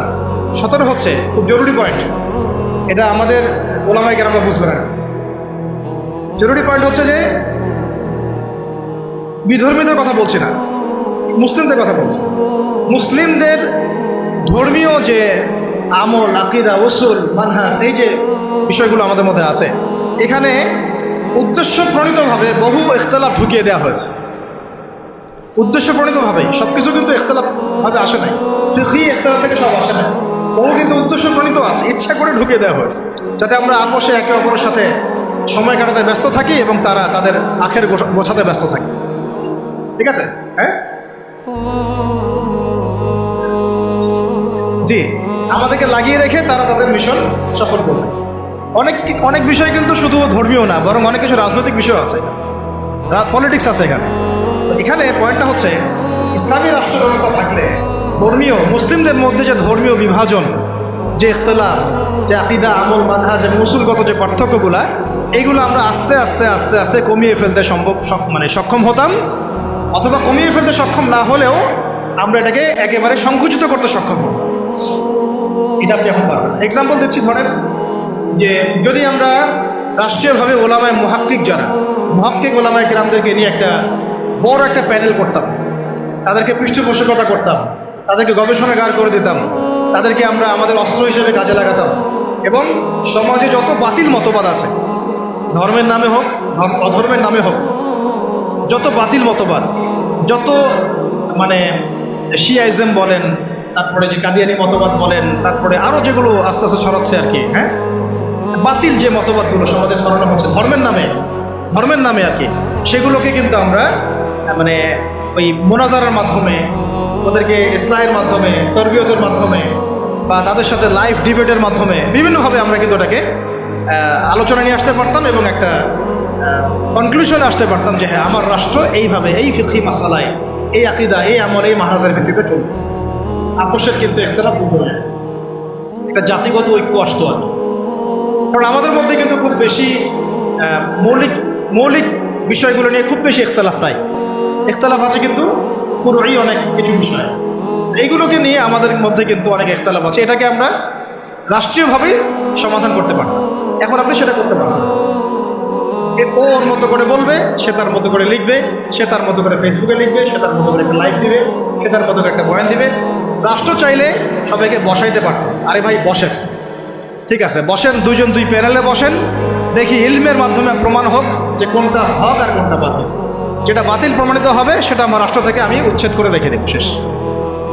যেটা বাতিল প্রমাণিত হবে তারা রাষ্ট্রের মধ্যে এইভাবে আর এটা মতবাদ প্রচার করতে পারবে না। যারা হক প্রমাণিত হবে তারা মতবাদ প্রমাণ করবে। আর এখানে তো যাদের মধ্যে সাহিবুল ইলম যারা, তারা তো এটাকে গ্রহণ করে নেবেন, কারণ তারা তো জানেন যে তার হক, তারা জানেন তারা হক, তারা বুঝেন তারা হক। এখন এই হকটাকে প্রচার করার প্ল্যাটফর্ম দিতাম আমরা, যে আপনারা এই প্ল্যাটফর্মে হক প্রচার করেন। ওর আস্তে আস্তে জনগণের মধ্যে আকিদা, আমল, মানহাজ সব ইখতিলাফগুলো দূর হয়ে যায়। সব দূর না হলেও অ্যাটলিস্ট এটাকে কমায় ফেলা সম্ভব হতো এবং সংকুচিত করা তো অবশ্যই সম্ভব হতো, কিন্তু এটা আপনি এখন আর করতে পারবেন, যেহেতু ইসলামিক রাষ্ট্র ব্যবস্থা আমাদের মধ্যে নাই। আচ্ছা, 17 হয়েছে না? 18। ধৈর্য আছে না? শেষ। 18 হচ্ছে ইসলামী রাষ্ট্র ব্যবস্থা থাকলে আমরা বিধর্মী অমুসলিমদের মাঝে ব্যাপক দাওয়াতের কাজ করব রাষ্ট্রীয় উদ্যোগেই, এবং এতে করে তারাও ইসলামের দিকে আসার একটা সুযোগ পেত। আল্লাহর বান্দাদেরকে আমরা জাহান্নাম থেকে জান্নাতের পথে আনতে পারতাম, কিন্তু এখন আপনি সেটা পাচ্ছেন না, বরং তারা আপনার ঘরে এসে দাওয়াত দিচ্ছে, মানুষ মুসলিমকে অমুসলিম বানাচ্ছে। তাই না বিষয়টা? 19 হচ্ছে আমরা ইসলামী রাষ্ট্র কাঠামো পেলে মদিনা রাষ্ট্রের আদলে একটা মুনাওয়ার, একটা আলোকিত রাষ্ট্র গঠন করতে পারতাম, যেটা ইসলামী রাষ্ট্র ব্যবস্থা ছাড়া কখনোই সম্ভব হবে না। মদিনা রাষ্ট্র কি, এটা নিয়ে তো আলোচনা এসেছে, এটা আর আলোচনা করছি না। এটা কত হলো? 19। 20 নম্বর হচ্ছে যে মুসলিমদের, তরুণ মুসলিম যারা, আমাদের তরুণ যে মুসলিমরা আছেন, তরুণ তরুণী, আমাদের শিক্ষিত সমাজ, সবার প্রতিভাগুলোকে আমরা কাজে লাগাতে পারব। আমরা কিন্তু এখন সেটা পারছি না। একজন প্রতিভাবান ছেলে বিদেশে চলে যাচ্ছে, ওখানে গিয়ে ভালো চাকরি পাচ্ছে। একজন প্রতিভাবান ডক্টর বিদেশে চলে যাচ্ছে, ওখানে গিয়ে সার্ভ করছে। আমি আমার দেশের সম্পদগুলোকে সোনা বানাতে পারছি না, তাই না? তাদেরকে হীরা বানাতে পারছি না, পলিশ করতে পারছি না। সদুদ্যোগ নাই, ওর এখানে দুর্নীতি আছে। প্রতিভাবান একটা ছেলে, ওকে আমি জব দিচ্ছি না, আমার দল করে বলে ওকে জব দিচ্ছি। এই যে দুর্নীতিগুলো, এতে করে ওই ছেলে তো আর জাতিকে কিছু দিতে পারবে না। রাম শ্যাম যদু মধু উপদেষ্টা হয়ে বসে আছে, তাই না? আমরা তো এগুলোর যোগ্যই না, আমরা কি না? আমাদের তো জ্ঞান নাই, এলেম কালাম কিছুই নাই, রাম শ্যাম যদু মধু সব উপদেষ্টা হয়ে বসে আছে। একজন ব্যক্তি যে পরকীয়া শিখায়, সেও এখন নেতা হয়ে বসে আছে, তাই না? এই হলো অবস্থা। তো প্রতিভার মূল্যায়ন হবে না যদি ইসলামী রাষ্ট্র ব্যবস্থা না কায়েম। আরেকটা বিষয় হচ্ছে, এটা কত বললাম? 20। 21 হচ্ছে প্রযুক্তিগত যত উন্নয়ন আছে না, আপনার ইন্টারনেট সেকশন বলেন, অনলাইন সেকশন, অফলাইন সেকশনের কথাই বলেন, ইনক্লুডিং নিউক্লিয়ার প্ল্যান্টস, মিসাইলস, এইগুলো পর্যন্ত আমরা তৈরি করতে পারতাম যদি ইসলামী রাষ্ট্র থাকতো। এখন যেহেতু ইসলামী রাষ্ট্র নাই, আপনি চাইলেও এগুলো করতে পারছেন না। প্রযুক্তিগত কোনো উন্নয়ন করতে পারছি না আমরা, বরং অন্যের কাছে হাত পেতে বসে আছি। আমাদেরকে অ্যাপস দাও, আমাদেরকে সার্ভার দাও, আমাদেরকে এইটা দাও, আমাদেরকে সেইটা দাও, আমাকে ড্রোন দাও, আমাকে মিসাইল দাও, তাই না? কিন্তু দেখেন, নবী সাল্লাল্লাহু আলাইহি ওয়াসাল্লাম যখন মদিনা রাষ্ট্র গঠন করেছেন, তিনি নিজের রাষ্ট্রে এগুলো উৎপাদন করেছেন। মদিনা রাষ্ট্রের অস্ত্র থেকে আসছে, মদিনায় উৎপন্ন করা হয়েছে, উৎপন্ন করা হয় নাই। সামরিক প্রশিক্ষণ কোথায় দেওয়া হয়েছে? মদিনাতেই দেওয়া হয়েছে। এবং তখনকার যুগের উপযুক্ত যে প্রযুক্তি, এই প্রযুক্তিগুলো সাহাবীদের কাছে ছিল না? ওই সমসাময়িক প্রযুক্তিগুলো কিন্তু সাহাবীদের কাছে ছিল। মূল কথা হচ্ছে কি, এক কথায় যে আমরা ইসলামী রাষ্ট্র ব্যবস্থা গঠন করতে না পারলে আমাদের দেশের মধ্যে প্রযুক্তিগত এবং সামরিক উন্নয়ন ত্বরান্বিত করতে পারবো না, আর অন্যের কাছে আমাকে হাত পেতে বসে থাকতে হবে। তখন শত্রু আমাকে অতটুকুই দিবে যার ডিফেন্স সিস্টেম তার কাছে আছে। এমন অস্ত্র সে আমাকে বিক্রি করবে না যার ডিফেন্স সিস্টেম ওর কাছে নাই। এটা আমাদের বোঝা উচিত। আর আল্লাহ পাক কি আমাদের মাথায় কিছুই দেন নাই? আমাদের যদি প্রতিভাগুলোকে আমরা কাজে লাগাতে পারতাম, তাহলে আমরা দেশের মধ্যেই তাদেরকে দিয়েই এইসব ড্রোন, এইসব মিসাইলস, নিউক্লিয়ার প্ল্যান্টস আমরাই বানাতে পারতাম। আর আমরা যদি জিজ্ঞাসা করি আমাদের পলিটিশিয়ানদেরকে, বিগত 50 বছর ধরে স্বাধীনতা তো ধোয়া তুলতেছে, আপনারা কি করছেন? একটা ক্ষেপণাস্ত্র তৈরি করতে পারছেন? একটা ড্রোন কি বাংলাদেশে তৈরি করতে পারছেন? আচ্ছা, কয়টা বলছি ভাই? আচ্ছা, 4টা। তো একটা হচ্ছে যে অস্ত্র শস্ত্রে আমরা আমাদের সামরিক বাহিনীকে শক্তিশালী করতে পারতাম, উন্নত অস্ত্র, উন্নত সামরিক অস্ত্রে, যেটা কিন্তু আমরা এখন পর্যন্ত পারি নাই। আমরা জানি না আমাদের আকাশসীমা কিন্তু সেফ না। আমাদের আকাশ সীমা কিন্তু সেফ, আমাদের সমুদ্র সীমা এখন পর্যন্ত আমরা বলতে পারি না যে পরিপূর্ণ সেফ। আমাদের প্রশাসনের বাহিনীগুলো আমরা বলতে পারি না সবগুলো দালাল মুক্ত, বিদেশি এজেন্ট মুক্ত আমরা বলতে পারি না। আল্লাহ পাক আমাদেরকে এমন ইসলামী রাষ্ট্র গঠন করার তৌফিক দান করেন যে রাষ্ট্রে আমরা আমাদের এই প্রশাসনের ভাইদেরকে তাওহীদপন্থী ইমানদার বানাবো এবং সবচেয়ে সেরা অস্ত্র তাদের হাতে তুলে দেবো। রাষ্ট্র যদি জিহাদ করে, তাহলে ফ্রন্ট লাইনে কারো জিহাদ করবে? আমাদের এই ভাইরাই তো করবে। তা আমাদের এই ভাইদেরকে আগে তৈরি করতে হবে না? আল্লাহ পাক আমাদের এই ভাইদেরকে ইমান দান করেন, বেশি বেশি আমলের তৌফিক দেন এবং তাদের মাথার উপরে আল্লাহ পাক একটা ইসলামী সরকার নিয়ে আসেন। আমিন। আচ্ছা, 22 হচ্ছে যে আমরা 23 হচ্ছে আমাদের এই পুরো তরুণ প্রজন্মকে আমরা জিহাদি জজবায় গড়ে তুলতে পারতাম। এটা কিন্তু আপনি এখন পাচ্ছেন না। এটা জজবা মানে কি বোঝাচ্ছে? জজবা মানে কি আপনি শুধু আবেগে ভেসে পড়বেন এমন বোঝাচ্ছি না, বরং আমাদের জেনারেশন রেডি, তার আল্লাহর জন্য সবসময় জীবন দেওয়ার জন্য প্রস্তুত। এমন জেনারেশন আমাদের আফগান ভাইদের মধ্যে নাই, হামাসের ভাইদের মধ্যে নাই। যে কোনো সময় যদি শত্রু আক্রমণ করে তারা প্রস্তুত। এখন আপনারাই বলেন তো দেখি, যারা ভয় দেখাচ্ছে চট্টগ্রাম কেটে ফেলবো, ফেনি নিয়ে নিব, এই করব সেই করব, হাসেন না। যদি আল্লাহ না করুক, যদি তারা কোনো পদক্ষেপ নিয়েই ফেলে, আমাদের প্রজন্ম কি প্রস্তুত? আমাদের প্রজন্মের আমরা কেউ কি AK-47 চালাতে পারি? আমাদের কেউ কি মার্শাল আর্ট জানি? আমাদের কেউ কি 10 রাউন্ড দৌড়াতেও পারি? তাহলে আমাদের কেউ কি তরোয়ালও চালাইতে পারে? অথচ নবী সাল্লাল্লাহু আলাইহি ওয়াসাল্লামের যুগে সাহাবায়ে কেরাম এক একজন সাহাবী প্রশিক্ষিত ছিলেন। আচ্ছা, আলী রাদিয়াল্লাহু আনহু কেমন মানুষ ছিলেন? তাসবিহ তাহলিল করতেন খালি, ভয়ে তার সামনে কেউ দাঁড়াইতে পারত না। যেই দাঁড়াইতো তাকেই তিনি একেবারে গর্দান উড়াই ফেলতে পারতেন। এত প্রশিক্ষিত ছিলেন আলী ইবনে আবি তালিব। হ্যাঁ, ওমর ইবনে খাত্তাব তিনি কি শুধু কোরআন তেলাওয়াতই করতেন, নামাজই পড়তেন, তাহাজ্জুদই করতেন? তিনি এত বেশি প্রশিক্ষিত ছিলেন, তার সামনে 10 জন দাঁড়াইতে পারতেন। হামজা রাদিয়াল্লাহু আনহু। তাহলে দেখেন আমাদের পুরো জেনারেশনকে দেখেন, ইনক্লুডিং আমাকে দেখেন, আমরা কি আসলেই প্রস্তুত?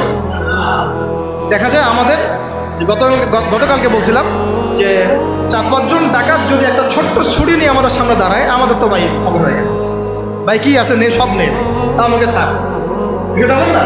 কিন্তু একটা সময় ছিল যে আমাদের জেনারেশনের তরুণরা একাই 8-10 জনের সাথে লড়াই করতে পারে, ভয় করতো না। দেখেন আমরা কিন্তু এরকম মানে প্রশিক্ষিত একটা প্রজন্ম করতে পারি না, কিন্তু ইসলামী রাষ্ট্র থাকলে আমরা পারতাম না? প্রত্যেক স্কুলের ছাত্রদেরকে আমরা কিন্তু স্কাউটের মাধ্যমে হোক, মিলিটারিদের আওতায় নিয়ে এসে হোক, একটা 6 মাসের ট্রেনিং দিতে পারতাম। কলেজের ছাত্রদেরকে দিতে পারতাম, ভার্সিটির ভাইদেরকে দিতে পারতাম। আমাদের মিসাইলস লাগবে, প্রশিক্ষণ লাগবে, ট্রেনিং লাগবে, তাই না? জাবাস আমাদের সব অফিসার লাগবে। এই ক্ষমতা বাঙালি জাতির আছে, এই ক্ষমতা আমাদের আছে, আমাদের আর্মি ভাইদের আছে, আমাদের বিজেপি ভাইদের মধ্যে আছে, ওই কলেজে তাদের আছে ঠিকই। কিন্তু রাষ্ট্রীয় ইসলামী রাষ্ট্র না থাকার কারণে, রাষ্ট্রীয় পৃষ্ঠপোষকতা না থাকার কারণে এবং রাষ্ট্রীয় চাপ তাদের উপর থাকার কারণে তারা তাদের প্রতিভার বিকাশ ঘটাতে পারে নাই। আমি চ্যালেঞ্জ করতেছি, আপনি বিএসএফ, এই যে ভারতের বিএসএফ এর 100 জনকে লাগান বর্ডারে, আমাদের বিজিবির 20টা ভাইকে লাগান, ওরা পারবে না ইনশাল্লাহ। যদি ক্ষেপণাস্ত্র না নিক্ষেপ করে ওরা পারবে না, যদি আসমান থেকে বিমানে ওরা যদি ফায়ার না করে তাহলে ওরা পারবে না, মাঠে ওরা আমাদের 20 জন বিজিবির ভাইদের সাথে পারবে না।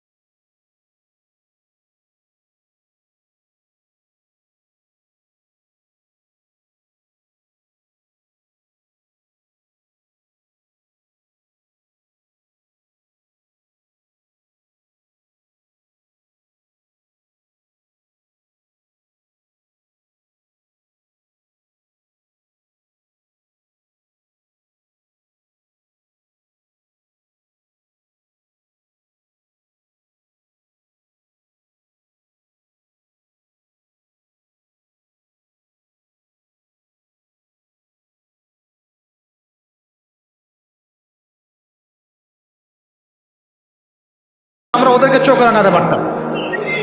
এটা আল্লাহ পাক করতে বলেছেন আমাদেরকে সূরা আনফালের মধ্যে, কিন্তু আমরা সেটা করি নাই।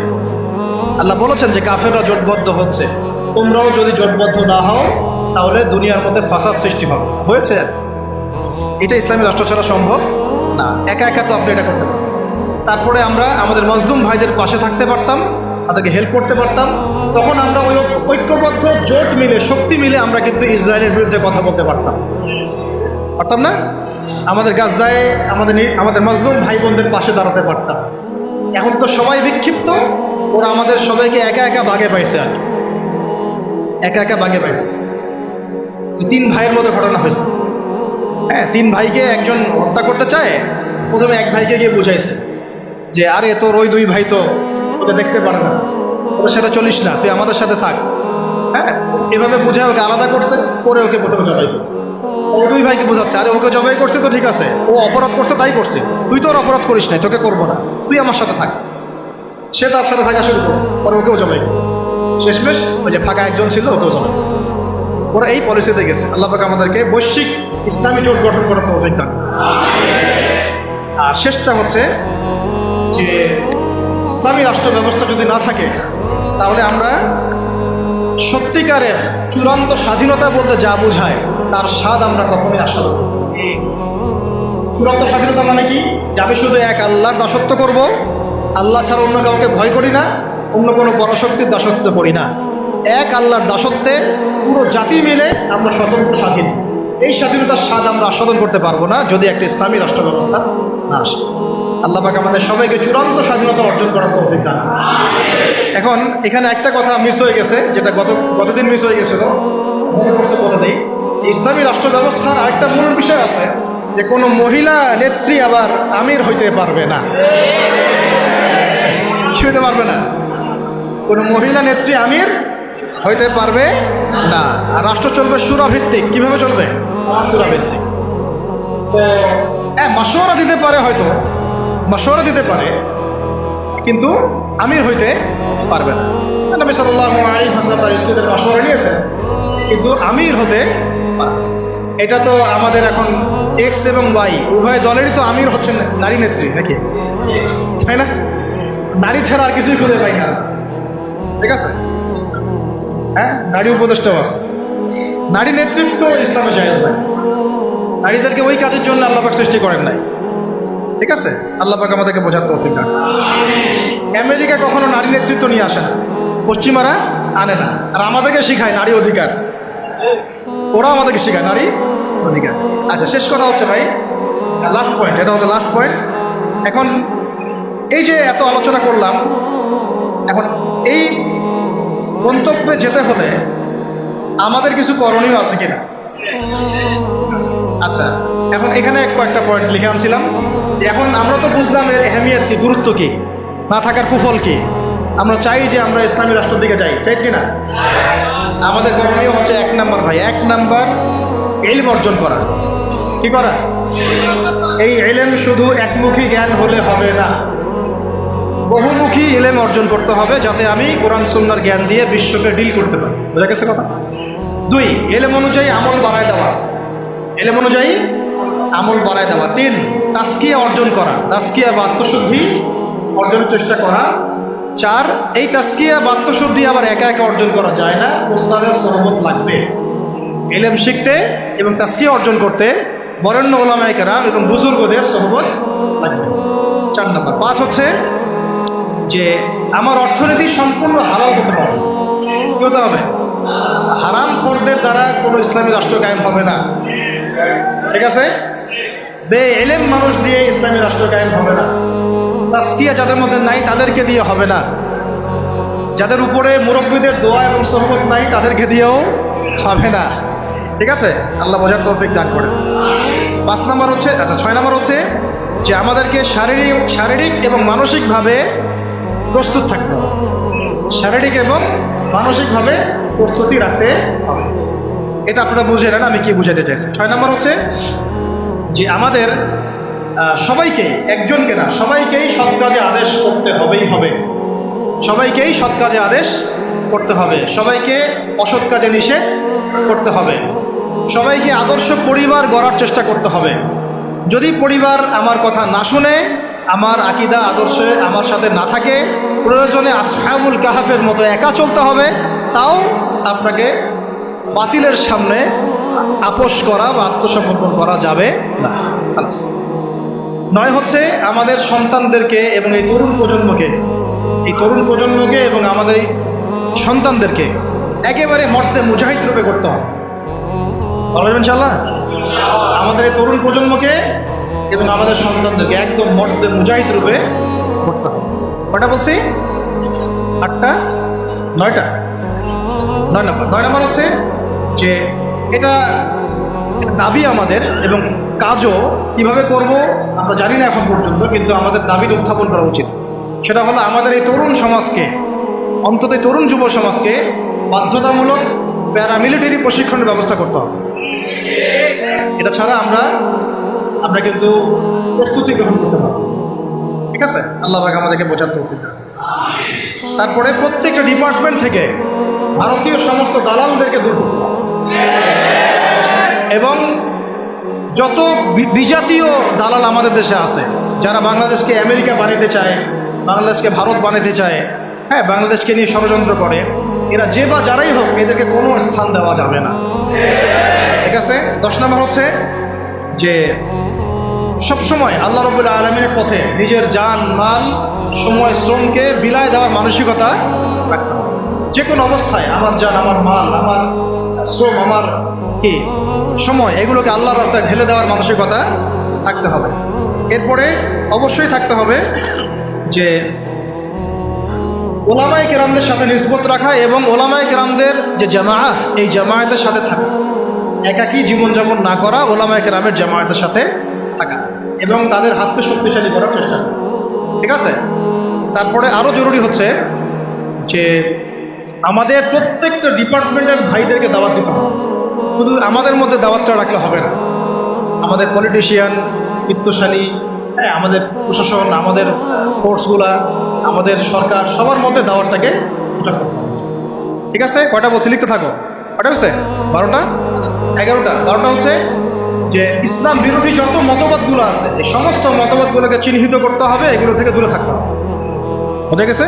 ইসলাম বিরোধী যত মতবাদ আছে, সমস্ত মতবাদ চিহ্নিত করা আগে। যেমন বললাম, ডেমোক্রেসি, সোকল কমিউনিজম, সোকল এই সেকুলারিজম, এগুলো ফাইন্ড আউট করতে হবে, করে দূরে থাকার টিকিট করতে হবে। তারপরে হচ্ছে কত? 13, সাহাবাওয়ালা জীবনযাপন করতে হবে। সাহাবাওয়ালা জীবনযাপন, সাহাবাওয়ালা জিন্দেগি, দুনিয়ার পূজা ত্যাগ করতে হবে। দুনিয়ার পূজা ত্যাগ করতে হবে, সাহাবাদের মতো জিন্দেগি যাপন করতে হবে। ঠিক আছে? 14 হচ্ছে অল্পে তুষ্ট থাকতে হবে। অল্পে তুষ্ট থাকতে হবে, দুনিয়ার নেশায় ডুবে যাওয়া যাবে না। 15 হচ্ছে বিয়ে শাদী দ্রুত করে ফেলতে হবে। কারণ আছে, কারণ হচ্ছে এটা আপনাকে অস্থিরতা থেকে স্থিরতা দিবে। ঠিক আছে? স্থির থাকলে আপনি অনেক কাজ করতে পারবেন, অস্থির থাকলে কোনো কাজ করতে পারবেন না। 16 নম্বর সন্তানদের কথা বলেছি, মানুষ করার কথা, হ্যাঁ, এটা তো বলেছে। আচ্ছা, 16 নম্বর হচ্ছে যে আমাদের মধ্যে আর কোনো বিভাজন তৈরি করা যাবে না, বরং আমাদের মধ্যে ইখতিলাফি বিষয়গুলোকে বাদ দিয়ে সবাই মিলে একটা ঐক্যবদ্ধ শক্তি গঠন করার চেষ্টা করব। ঠিক আছে? এটা খুব জরুরি জিনিস। সবাই মিলে একটা জাতীয় ঐক্য গঠনের চেষ্টা করতে হবে। তারপরে 17 হচ্ছে খুব জরুরি একটা পয়েন্ট, নবী সাল্লাল্লাহু আলাইহি ওয়াসাল্লামের সিরাতুন নবী সাল্লাল্লাহু আলাইহি ওয়াসাল্লামকে বাধ্যতামূলকভাবে শিখতে হবে। সিরাতের আদলেই তো আপনাকে রাষ্ট্র গঠন করতে হবে। এর পাশাপাশি হচ্ছে যে আমাদের যে প্রতিভাগুলো আল্লাহ পাক আমাদেরকে দিয়েছেন, এই প্রতিভাগুলোকে কাজে লাগায় প্রত্যেকটা জেলায় জেলায়, থানায় থানায়, ইউনিয়নে, এলাকায়, মহল্লায় একটা সাংগঠনিক রূপ আমাদেরকে দিতে হবে। যেতে পারছি? এবং এটাকে একটা চেইন অফ কমান্ডের আন্ডার নিয়ে আসতে হবে, যাতে করে আমরা একটা ঐক্যবদ্ধ জাতীয় শক্তি হতে পারি। আল্লাহ পাক আমাদেরকে তৌফিক দান। আর 19 হচ্ছে সামনের দিনগুলোর দিকে ভালো করে দৃষ্টি রাখা, খুব বিচক্ষণতার সাথে